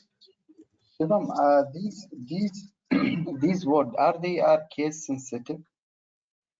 Yes, everything is case sensitive. So this is your ACR. So what are we doing right now? We are saying create AKS. It's a 2-node AKS, and it is saying that I need to know some repository from where I can, which is attached to me. So we are creating that. So one AKS in my resource group called as my AKS cluster, node count 2. It's a Linux machine, automatically will create the SSH key and so on and so forth. And this is the ACR which is attached to it. It's case sensitive. Right, so let me copy that command. I just want to confirm one thing, which I will confirm if it not runs. I'll tell you what I was thinking about. Let's see. Oh, it got stuck, or maybe it is running. Hang in. Okay, it's running. That's fine. Yeah. So actually, you don't have to give the full name over there. Only this much is to be given. That's what I was thinking about. And these small details, it's not really, I don't remember all that. So it's when we get the error, then it's fine. You also understood it, right? So let's try now. So it's saying registry not found. Why I think that error is coming? Because automatically they are adding the registry name afterwards. So they don't want me to do it. So I want to paste it, or I want to press upward arrow and just delete the backend. That's great. Please not do it. Okay, so AKS cluster is coming up, and it is attached with my ACR, which is 1, 2, 3, 4. So Guys, Shivam, if I'm not wrong, so this AKS is attached to my one ACR. So can we have multiple ACRs to it, or just one? yes. You just have to do this attach part again. You can attach multiple, but this is the one which is authorized right now to talk to it. This one. Okay, I can even increase the node count, right? For now it is 2. Later on I can even increase. Yes. There is a step over there in your lab where you will increase the node count to 3 and pod count to both. Both things are there. Okay, now guys, one more thing. Okay, tell me one more thing. So how is that administrator supposed to run the YAML file over there? How will he do it? What will he require to be there in the laptop? CLI what?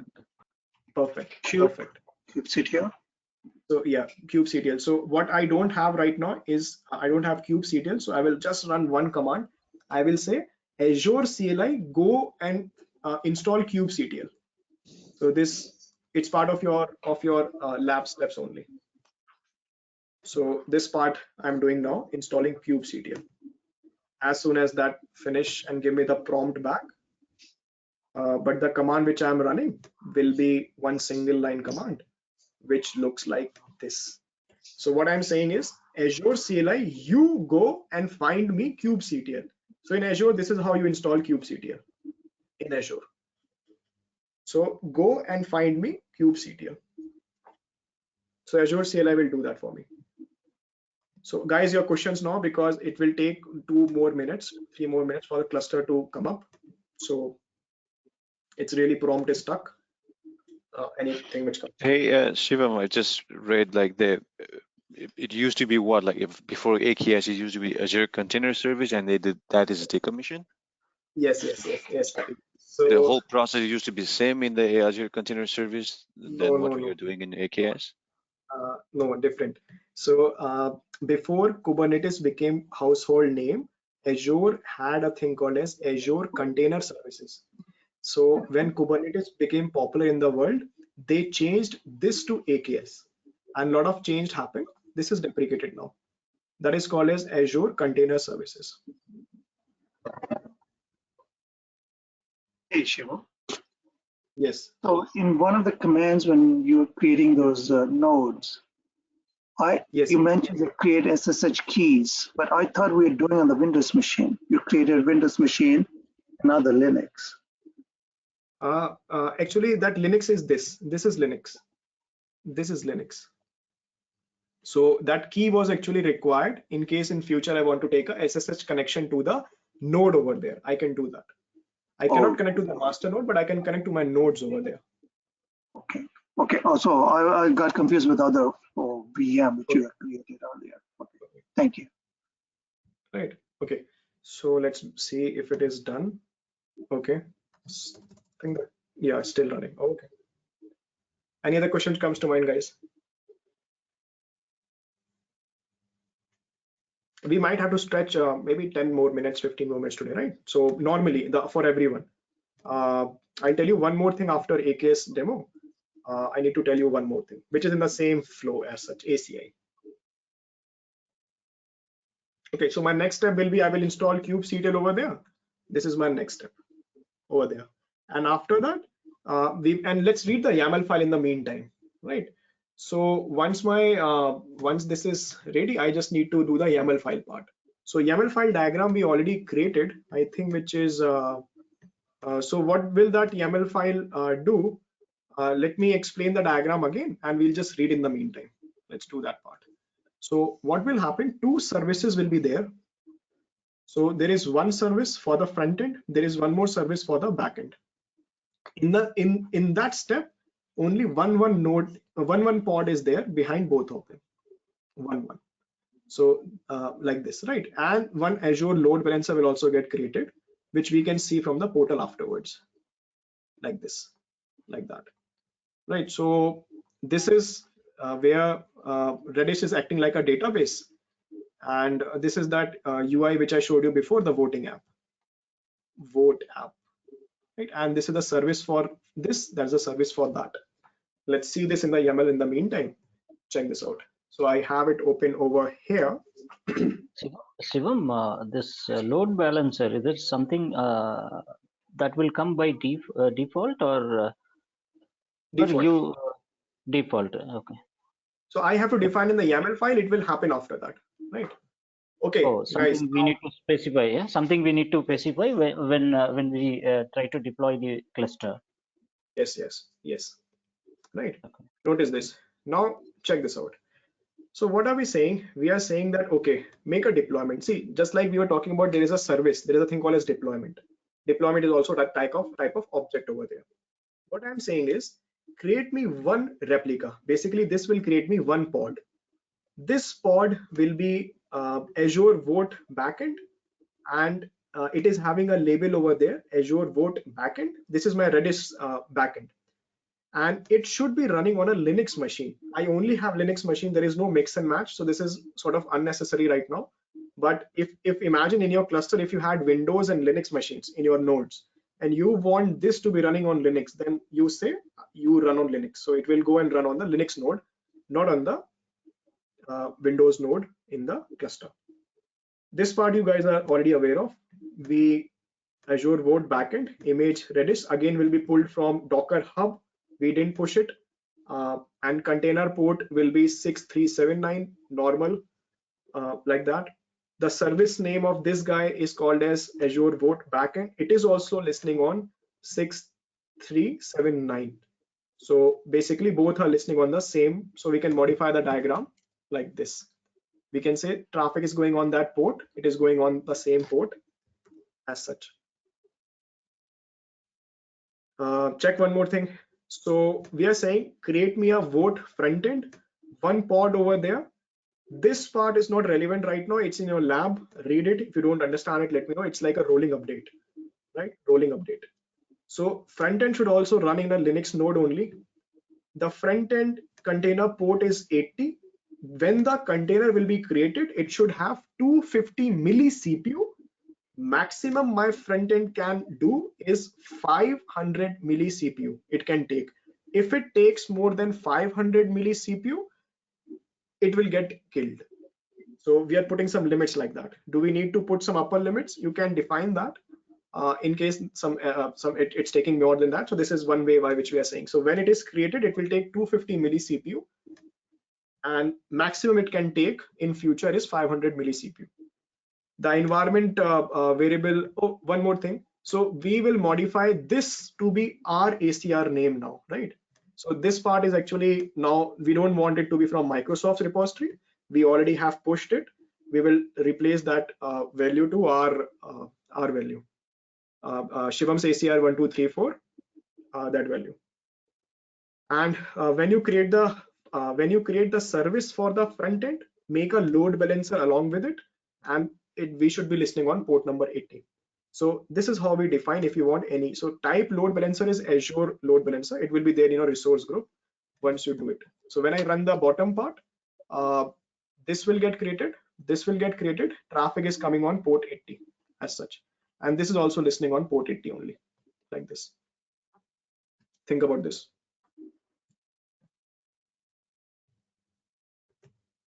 So in your certification, the YAML file is not part of it. You are just learning extra. There is, I think after this session, there is no need to learn anything more in AKS. Just give your certification, you will clear that. We are going way beyond it, right? All this is not there in certification, but you should know it. Like, so yeah, any question which comes to mind. So Shivam, where we are installing all the dependencies, like, to run the application, we need, Java, JDK. This place. In the Docker file, we defined it there. So to run this Python application, it needs Python 3.6 environment. It needs Flask, Python Flask to be there. It needs Nginx, and install this package over there, pip install Redis. This will happen. This is needed for the Python application to run in Docker file. So where you are installing these three commands, like on yes, this actually already happened when we did in the over here. We did it over here.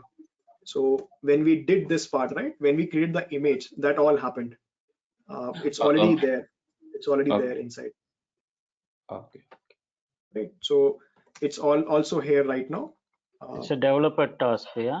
First we need to create the Docker file, and then once we created the Docker file, then we will deploy the image file. Correct. So that image file, it will have entire package, whatever we required, the platform. Correct. So this Redis is nothing but it is a database like a MySQL DB or. So Redis right now is acting like a data. It's a key value pair. It right now in this scenario, it is acting like a database. We can also do MongoDB or MySQL, anything over there. The application will change. Is it a kind of CDN? So you guys must have heard Redis cache before, right? Redis cache is we do cache aside pattern. Cache aside pattern. Just look up for that cache aside pattern. You will it should hit. Otherwise, I'll tell you. Just remind me once we finish this. We can. Okay, notice this first. Let's finish this. It's already about to be 11. So AKS is ready. This is my AKS cluster now up, and it should be having two port nodes over there, default as such, Linux type version and so on and so forth. Succeeded. I can really manually scale from here as well, which or I can auto scale from here as well. Right now we'll do it from the command. You can do it from there as well. Okay, check my next step is basically we just have to apply and it's over, right? So let me just quickly okay, so give me a second. Yes, so notepad, and I want to do something in the file. I'll explain what I'm doing. I just told you, right? We will replace that Microsoft name from there to our name.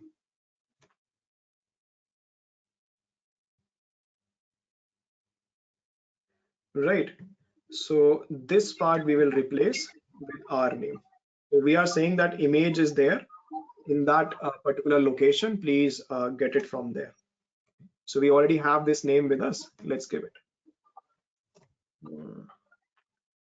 And let me minimize. Okay, please minimize and let's change it. And I'm very positive we have to give the full name over there. I think that's not an issue. Just control save and close it. Right. Okay. Now I have not installed kubectl over there. So one thing this part is also required. Kubectl. So done. Right. It will say next. Just done. And now it is saying some path. You can avoid this in your when you do it. You can avoid it. It's saying that add me in the environment variable. I have not added. There should be no error. Now I'm saying, guys, this is that admin main step. At this step, what are we doing? We are saying kubectl, please post that file to the master node API server, and the file is called as this. This is the file where we have just modified that. Take the image from my ACR. So we are just running this, and it will happen within milliseconds. So you will notice it's done like that. So, or maybe I think it didn't press. Okay, please do it. So, or maybe an error is gonna come. Let's see. Hang in. Okay. No connection can be created.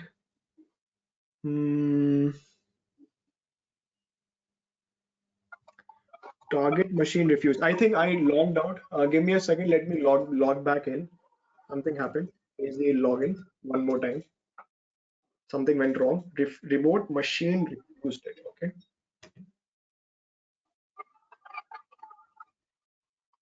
And there is one more login which I need to. Let me try one more time. I'm not sure yet. Give me a second. Let me see. I skipped any login step. Did I have to log in into Kubernetes? Yeah, sorry. So there is one thing which I skipped, just like yesterday. We had to log in into Kubernetes also. We didn't do it, so it refused the connection. That's anyways, that's fine. So this we had to do. So what it will do, it will get some keys from Kubernetes, so I can do that next step over there. So this I forgot. Okay, so you can see that I'm struggling on every line. So there is when you do it, you know all the troubleshooting as such, what can go wrong in which step. Okay, that's great. Now let's just run the previous command. Oh, please don't change it. Now it will run. Notice this. So kubectl apply. So this is that administrator. Yeah, that's what I was saying. It happens in real time. Not sure why it took. Yeah, so that was because I didn't log in. And now, so what have I done? I have literally applied that file. Now I'm looking for the IP address. So to get the IP address, basically the command is there, and I want to paste this, and it is a watch command. It is giving me this IP address. Let's copy it. I'm putting in the chat window. It should work. Just hit it in the browser.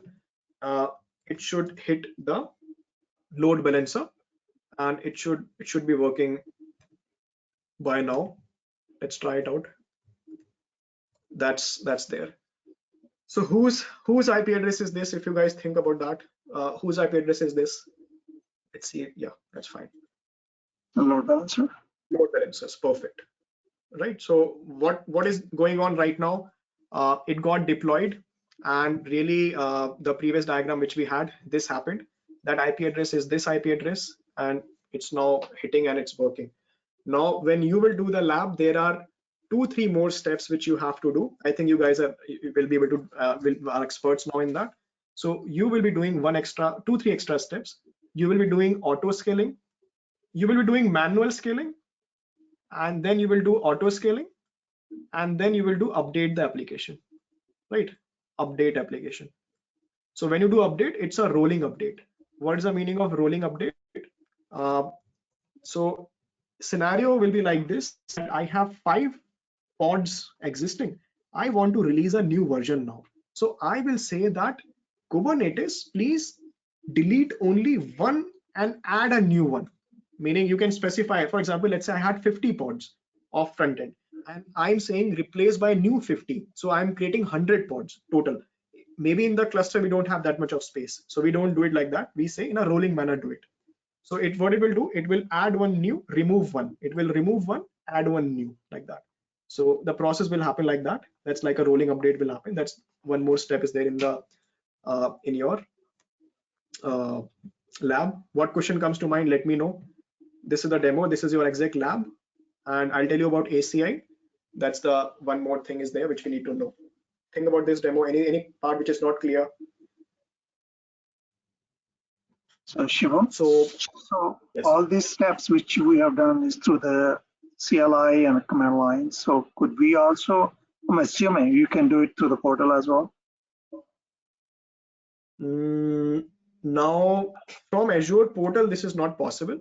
But if I have the Kubernetes dashboard, so there is a thing called as Kubernetes dashboard, which I was showing you before, which I think is open in one of the tab over here.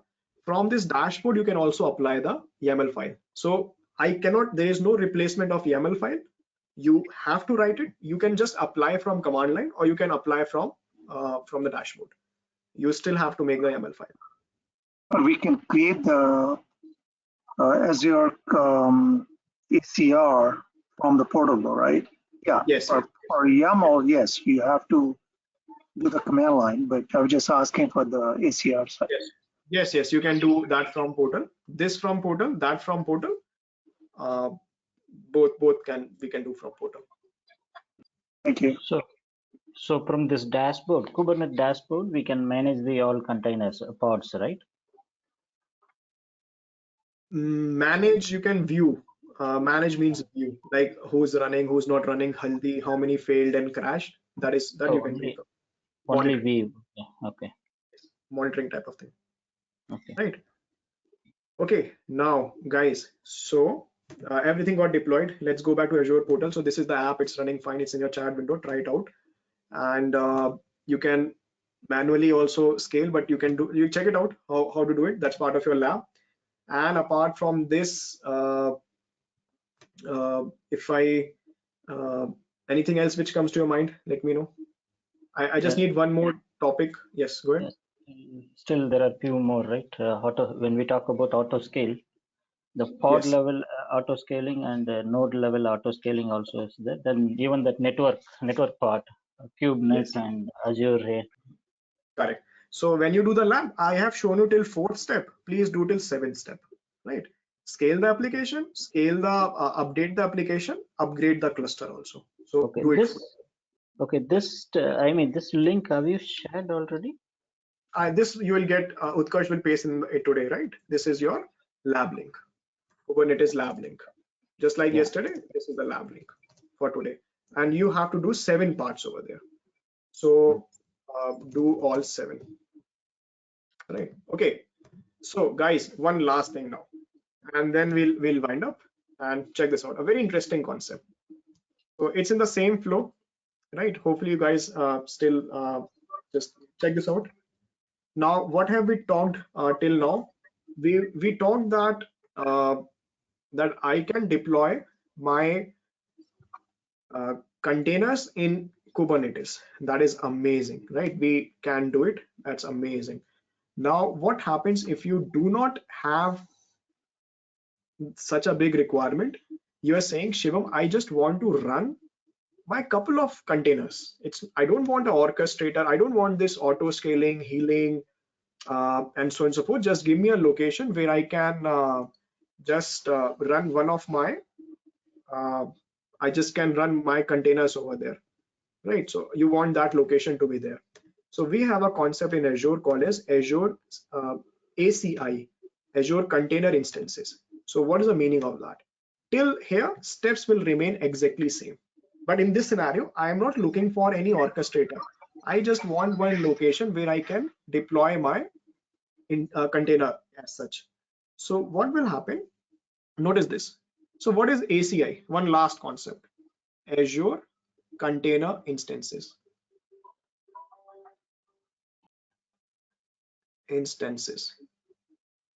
Right. So mute yourself, guys. We can hear the background. Notice this. This cluster you don't have to create. It's a ready-made cluster which is there behind the scenes running. You don't have to create this cluster. It is there ready-made behind the scenes. It's used by everyone as such. Managed services. Yeah, like a managed service. Okay, but remember one thing, this is not an orchestrator. We are just running our single containers. What I can do, I can still make a group of container. Maybe you are saying, Shivam, I don't have one, but can I host my front end and back end together? Yes, I can do that. But can I do that auto scaling? Can I do anything which we were talking about in Kubernetes? No, not really. So for smaller requirements where you don't have microservices or we don't have hundreds of containers, thousands of containers, you just have like single instances or maybe 2 containers you want to run, you can run it over here and the same thing will happen. This is your pod and inside the pod I have my that service which is there, and this is the product catalog which is running one single instance, all the dependencies, right? If I want to show this, how can I show this in the Azure portal? Check this out. Let's go to ACR back again. I showed it from where there, right? We can see. So this is that load balancer which is coming up. You remember we were saying when load balancer will be there. So let's go to the ACR and let's click on the repository section. There are many more ways to deploy it. I will just do it from here. I will say, I'll click on it. You have to further click and then say, please deploy. And okay, I think this is already, give me a second. Okay, oh, this one is attached. So this one is attached, so it's not letting me do what I was thinking it will do. So what we can do, we can run those single instances as such over here. Now, one of the requirement which is there, see, when you will do a real-time scenario, so ACI is a standalone service. There is no Kubernetes required. This is, if you have your container, one single container, maybe a group of container, you can deploy it there. There is one advanced setting where I can connect both of them together, which is called as a burst out scenario. Now, think about that in when we might be needing a burst out scenario to ACI. Think about that.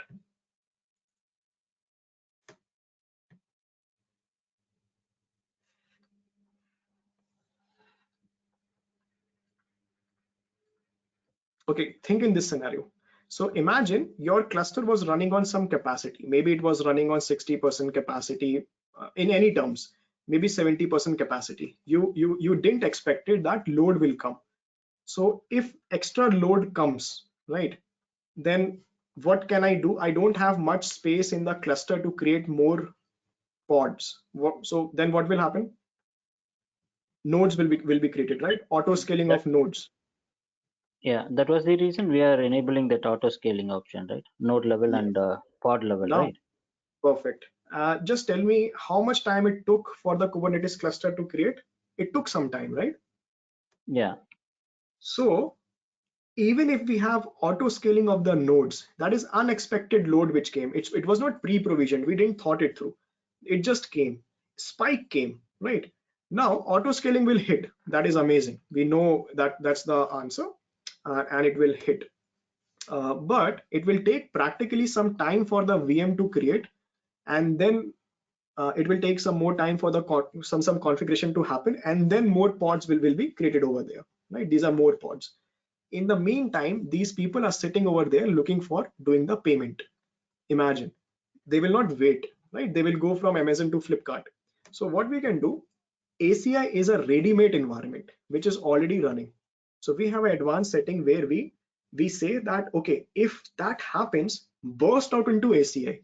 So those extra payment gateways which are required, Kubernetes will connect with ACI. It will create those extra pods over there in ACI, and those payment gateways will be coming up over here, right?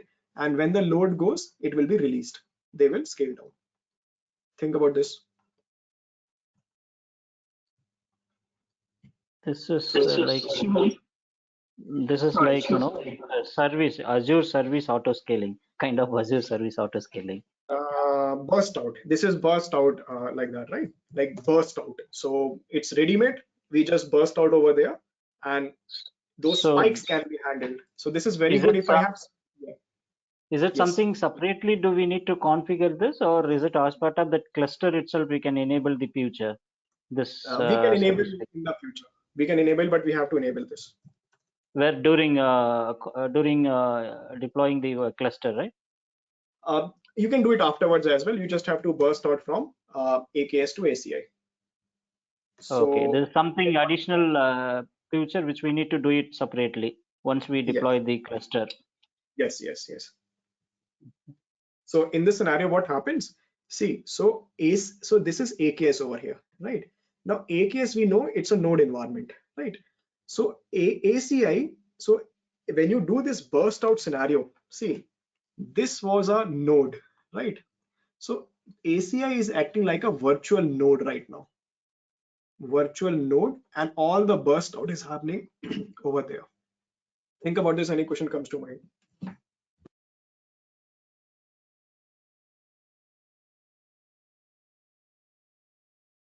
So this is that advanced thing I was talking about. That ACI, what is ACI? ACI is container instances where I run my single instances, or I can run my group of containers. Group of containers will be like maybe front end, back end, and so on and so forth. But so it's a standalone service. So in Azure, I have multiple services. AKS is one where I can run containers, but it's an orchestrator. A lot of people don't need it.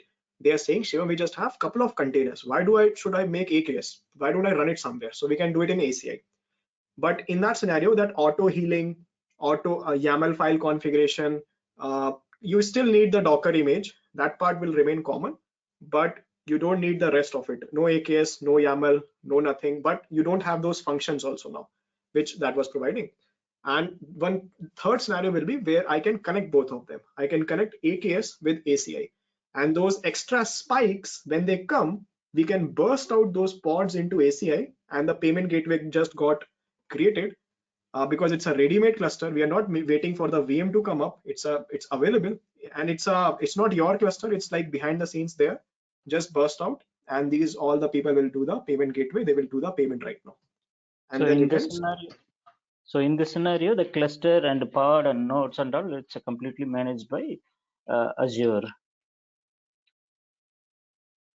I mean, when we go for this Azure ACI, it's a managed service. Correct. Standalone, that's a managed service. So, Shivam, will this new pods in ACI, will it be a part of that in a pod pool, whatever, like that we initially created for all the pods? Because I think the pods are grouped in a pool, right? Its own pool based on resources. Yes. So with this new pod, will it be using the same pod pool, or it's going to be different? So when you will do this, it will show you like this name. Check this out. It will say virtual kubelet. I didn't explain that. Hopefully you are asking this question, so you know what virtual kubelet is. It's just like an agent. So AKS is acting like that virtual kubelet right now, like a virtual node. And so it will, from the administrator's point of view, there will be no difference, but the more pods will be there. You are correct. It will be part of some pool, but it's like a virtual pod now, a virtual node now. There is nothing which we need to configure further. Complete your question again, and whatever you're asking, just please ask again. I think if I got it correct or not. Yeah, but the new pods that we create in the ACI, will it be a part of that original pod pool? I'll check that. It will be part of the original pod pool only. It will be part of that.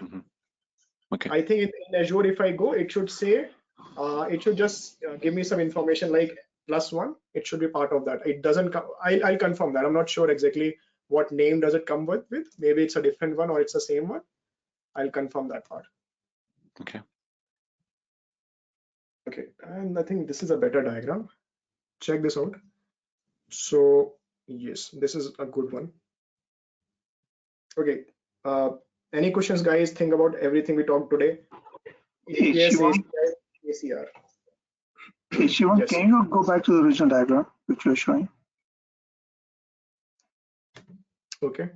Yep. So the way I understand, so the ACI will be generated on if we want to promote AKS to ACI, or I'm still lost with it, where the ACI will come by. Okay. So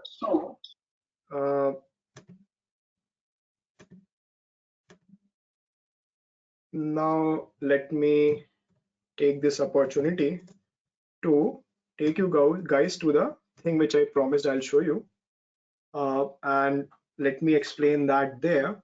So ACI is a full standalone service where I can run my containerized application. So what I want to say is, see, if the company doesn't have a microservice environment, they don't need so many hundreds of containers, an orchestrator. So imagine that, see, if you don't have a data center, you don't need VMM, any orchestrator for virtual machine, you don't need that. You have a small environment. So you are saying that, Shivam, there is just I just have this front end and this is just the back end of it.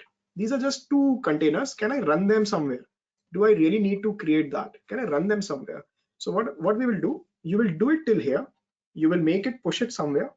And then instead of making a Kubernetes cluster, you will create in ACI, you will create a container group. So in that scenario, this front end and back end will be running over there in this ACI as such, like that. There is a front end and this is the back end over there somewhere. Maybe the front end and back end like that. So I don't need a cluster in that scenario. It's my for independent individual containers. I can run it over here. Individual independent means that it can be literally single or maybe like a group, maybe 2 are there, 3 are there, and so on and so forth. That's also possible. But we are not getting any auto healing. We're not getting any auto scaling, nothing like that. Single running, run it. So we're basically, eliminating the pass, right? It's basically a concept of SaaS. Where we are not managing all the VMs and everything, all the. You can say, yeah, you can put it like that, but it's not actually software as a service. You are just further removing the orchestration from it, or the Microsoft is taking care of everything behind the scenes. It's just a location where you can run your container. So you can keep. So Shivam, where's the burst out? Sorry. Yes. Sorry. So what I was going to ask you, so where the burst out will play the part then, Now imagine that this is real right now. Let's say there is, so in this point in time, maybe this is 9 a.m. and so on and so forth. Let's say in that point in time, some sale is going on, or maybe there was no sale, but something went viral. Maybe some social media, something happened. Somebody posted amazing product. All these people came and they want to buy that product. So they all want to buy this product now, which is there in the front end. They all are clicking and they are waiting for the payment gateway. So in that point in time, your cluster was running on some X amount of capacity. So this cluster overall maybe was having maybe 70% capacity. Imagine, I just want to put a bigger number, right? Otherwise logic will fail. So bigger number was there, huge amount of load came. So auto scaling will hit. When auto scaling hits, nodes will start getting created. We don't have much space, so nodes will also come up, and then pods are supposed to create over there. But it takes time for nodes to come up because it's really a VM which is coming up. It will take 2, 3, 4 minutes for it to happen, right? I'm being little lesser on that. So in that meantime, these guys will not wait for the payment gateway to be responsive. So what you will do, you should have configured a burst out scenario that if a spike comes like that, if there is a sudden spike, burst out those extra pods into ACI. And in the meantime, those payment gateways are coming over here. It's a very good combination of a ready-made, you can say, solution and a cluster which is scaling right now. And you burst out there, these guys will do the payment. Then you can, spike goes, you can remove it. Think about it. So it's a good architecture to consider, right? Yeah, this is a very good one. Okay. So you have to configure that burst out option while creating the cluster then. Yes, afterwards I can do it, but I have to configure it first. All right. Okay. Thank you. So Shivam, we can consider like Azure ACI option is required in 2 scenarios.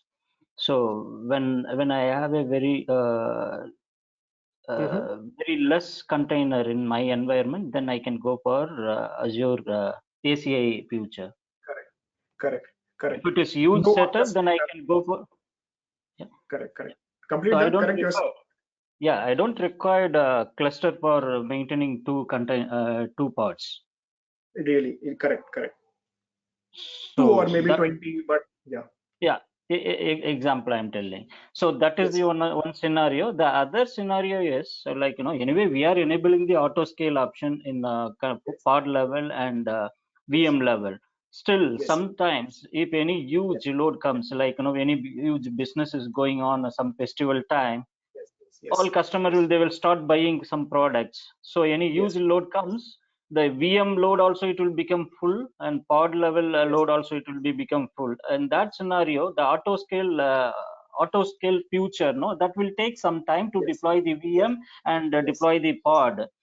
So that scenario, then we can enable this future to get the there are 2 different. different scenarios. Yeah. Correct. Is there any Correct. other? Is there any other? That's Other all. That's future? absolutely correct. Hey, Shivam, so we know this ACI, can it be used with yesterday's serverless computing when we are using logic app and function code, something like that? So a connection with function with this. Mm-hmm. So what I feel is, see, I'll think of any connection, but what I feel is that when, and this is just what I feel what they are doing behind the scenes, is that this is my function code. There is no documentation on it, but I really think this is how they are doing it. This is my function code, and it's just a piece of code.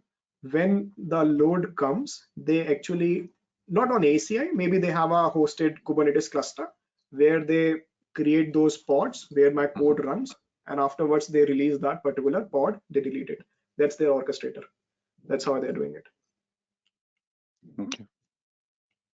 Right, like that. Technically, that's even we would have done like that if you want to create the serverless scenario. So when needed, create a pod container, let it run, give it whatever RAM it require, and then just release it. And in when this is released, someone else function might be running there. Okay. Right. Okay. So guys, I think we are good today. It's already 11:30. Rest we'll take in the next session. Anything which you want to ask, we'll break now. We have talked about 3 big things. Think about that. AKS, ACI. From the point of view of your certification, it's the easiest type of questions will come, like that. You can go through the quiz, but I have one question. yes. In this Azure container thing, Yes. auto scaling is not there, but manual scaling can be done. Can I manually? So how? What exactly are you looking for? You are saying that Like I have a 2 container, say 1 container for payment gateway and 1 container for product catalog. Suddenly I see that my traffic is increasing, so I want to increase the number of containers from 1 to 2 or 2 to 4. So can I do it manually in this option, or I need to go for a Kubernetes? It was not there. Let me just confirm it. It was really not there. But I'll be very honest. A month back, it was only possible that 1 container can be created over there. Not 1, maybe 2-3 months back. That only 1 container is possible at a point in time. They have recently released an option where I can make a group as well, meaning a front end and a back end.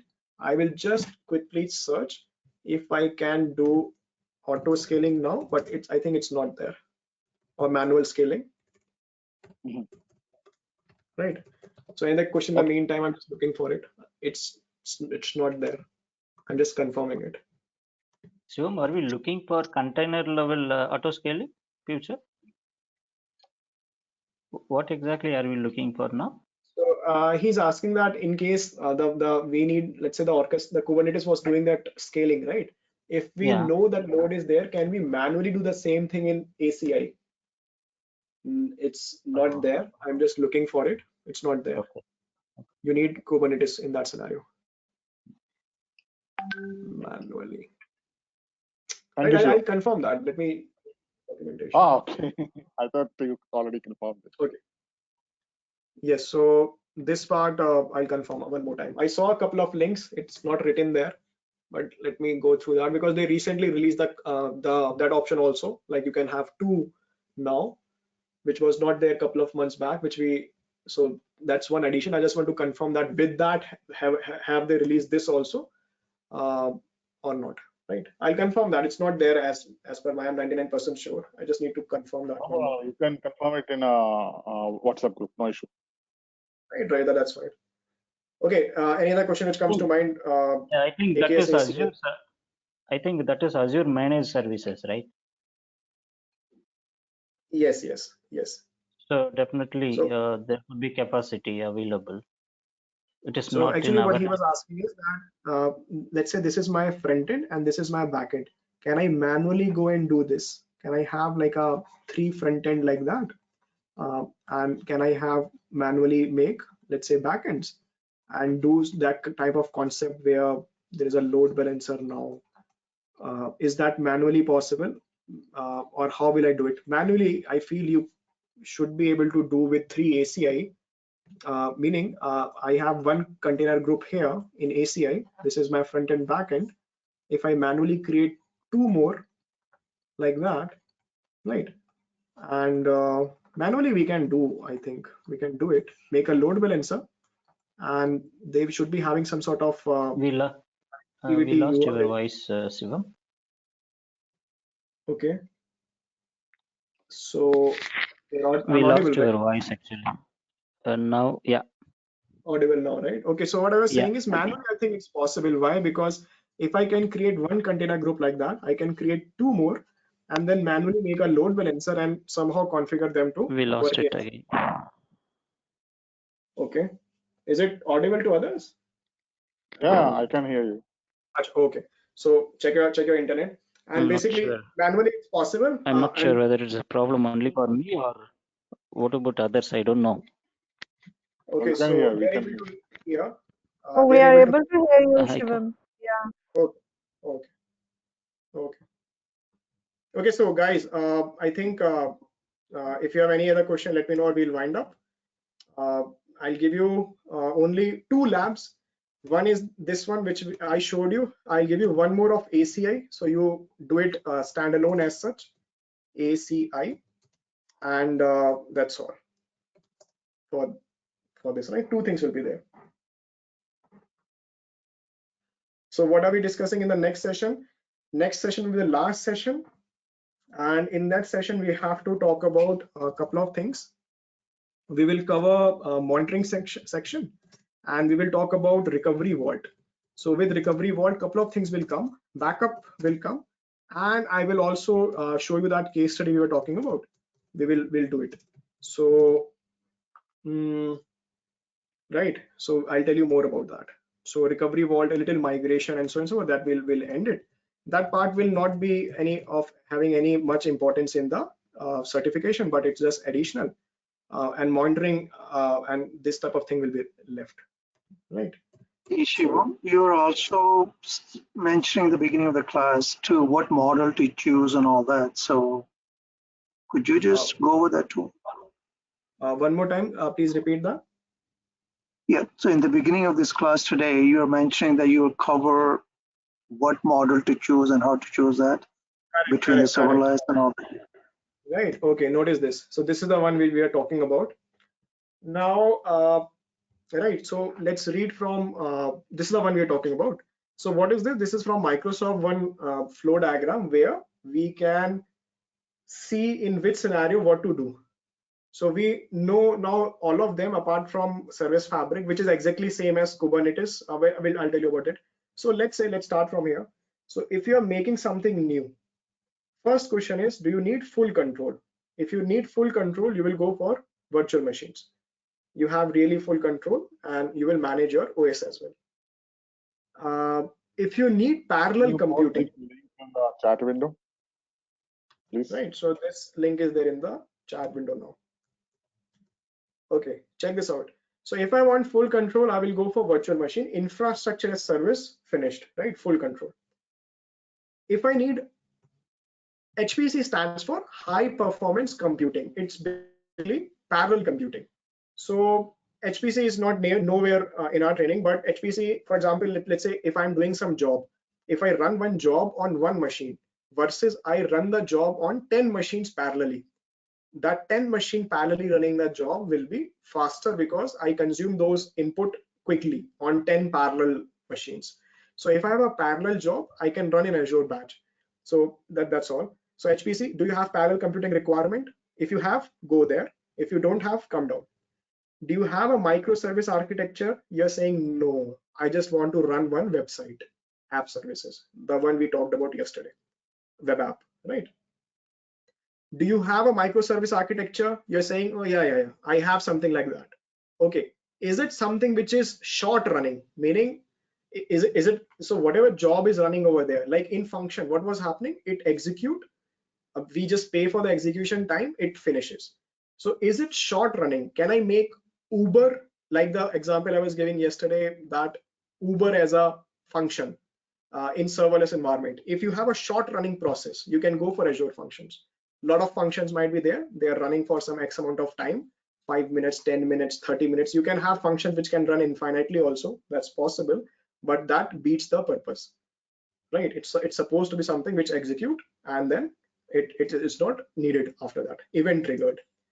Go for functions. You're saying no, I need a that's not short running. I need a, do you need a full-fledged orchestrator? You're saying no, I don't need any AKS. I'm just looking for running my Docker container somewhere, ACI. Do you need a full-fledged orchestrator? Now you have two deciding points.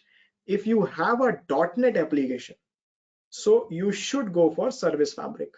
What is Service Fabric? It's an orchestrator which is really the backbone of Azure.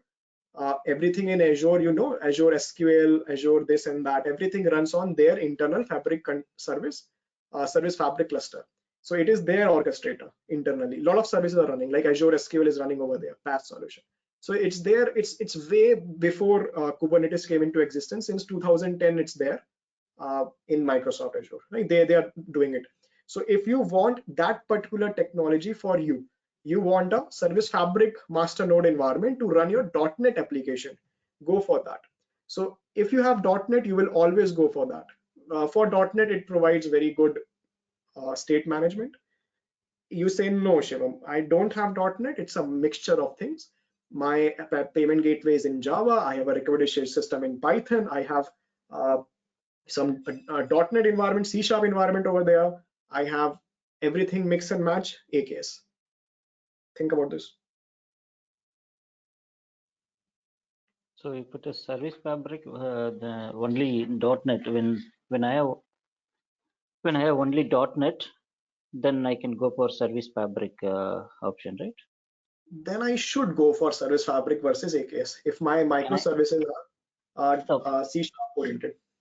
Okay, I can consider only .NET in that scenario. Only .NET. Yes. So a Service Fabric, literally Microsoft themselves are saying, need .NET integration or full supported Microsoft technology stack, Service Fabric. Okay, if it is mixed means including .NET also, it's okay with Azure Kubernetes services, right? AKS. Yes. We can go for it, right? Yes, you will go for Kubernetes. In generic scenarios, you will go for Kubernetes because full microservice in .NET might not be very common apart from Microsoft's internal environment. Companies may generally go for the best languages for best use cases. So your requirement might be like mix and match. So payment gateway in one language and so on and so forth. Okay. Is it something more costly? This one, Service Fabric, when we compare with AKS? No, nothing like that. It's a similar cluster like Kubernetes. It's a different technology altogether. Okay. It's not part of any training as such. Really, it's just there. People use it, still use it. But still, we can use it, right? Even for mixing purpose, also we can use it, right? Service Fabric one, right? In Service Fabric, I can run my containers. So for mixed purpose, I can use it. But in that scenario, Kubernetes will give you far better functionalities than it. But for .NET, there is no hands down, you will go for Service Fabric. It's very, so honestly, what happens, for example, now I want to do my state management in Kubernetes. I have to make a Azure file share and I can attach it over there. Now that part Service Fabric will take care behind the scenes. So I just need to, in their SDK, I just need to locally say that manage my state, it will manage it outside. So those things which we here programmatically do, they are providing part of their SDK over there. So but the SDK is only in .NET. So for that, it's the best. Otherwise, you can go for Kubernetes, which is like versatile. Okay. So technically, we can go for both the services, only for some future compatibility. Then that is why we are choosing different model services. Right. So this is documentation from Microsoft. Microsoft themselves are saying if you have anything apart from .NET, don't use it. So you should not use it. This is from Microsoft recommendation. You should never use Service Fabric apart from .NET. Rest you can do anything, right? But this is a recommendation coming from them itself. Okay. Okay. Okay. So think about these guys. The left side, we have not talked about any lift and shift. After migration, we'll read through it, right? But it will make sense to you. Yeah, Shivam, how do we access the pods directly? How do we access the pods directly? Yeah, suppose if I configure the VM, if I configure the VM container inside the pods. So first you will connect to the node. So SSH to the node will be there, and then locally you will connect to the pod. Something like that will be there. Okay. Okay.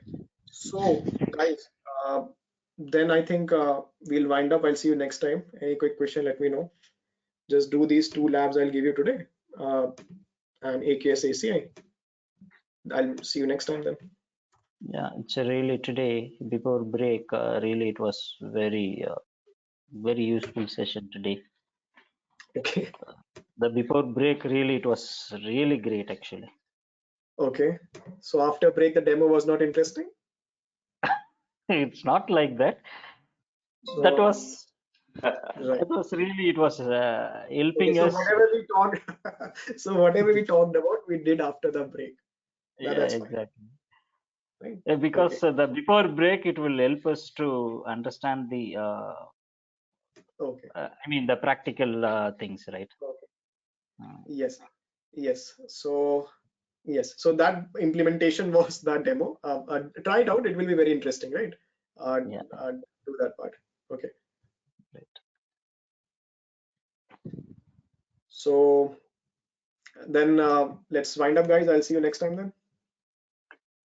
Okay. Okay. Thanks. Thanks, Shivam. Today. So you guys are most welcome. Yeah. And one more session, one more last session, and next time we'll do it. Okay.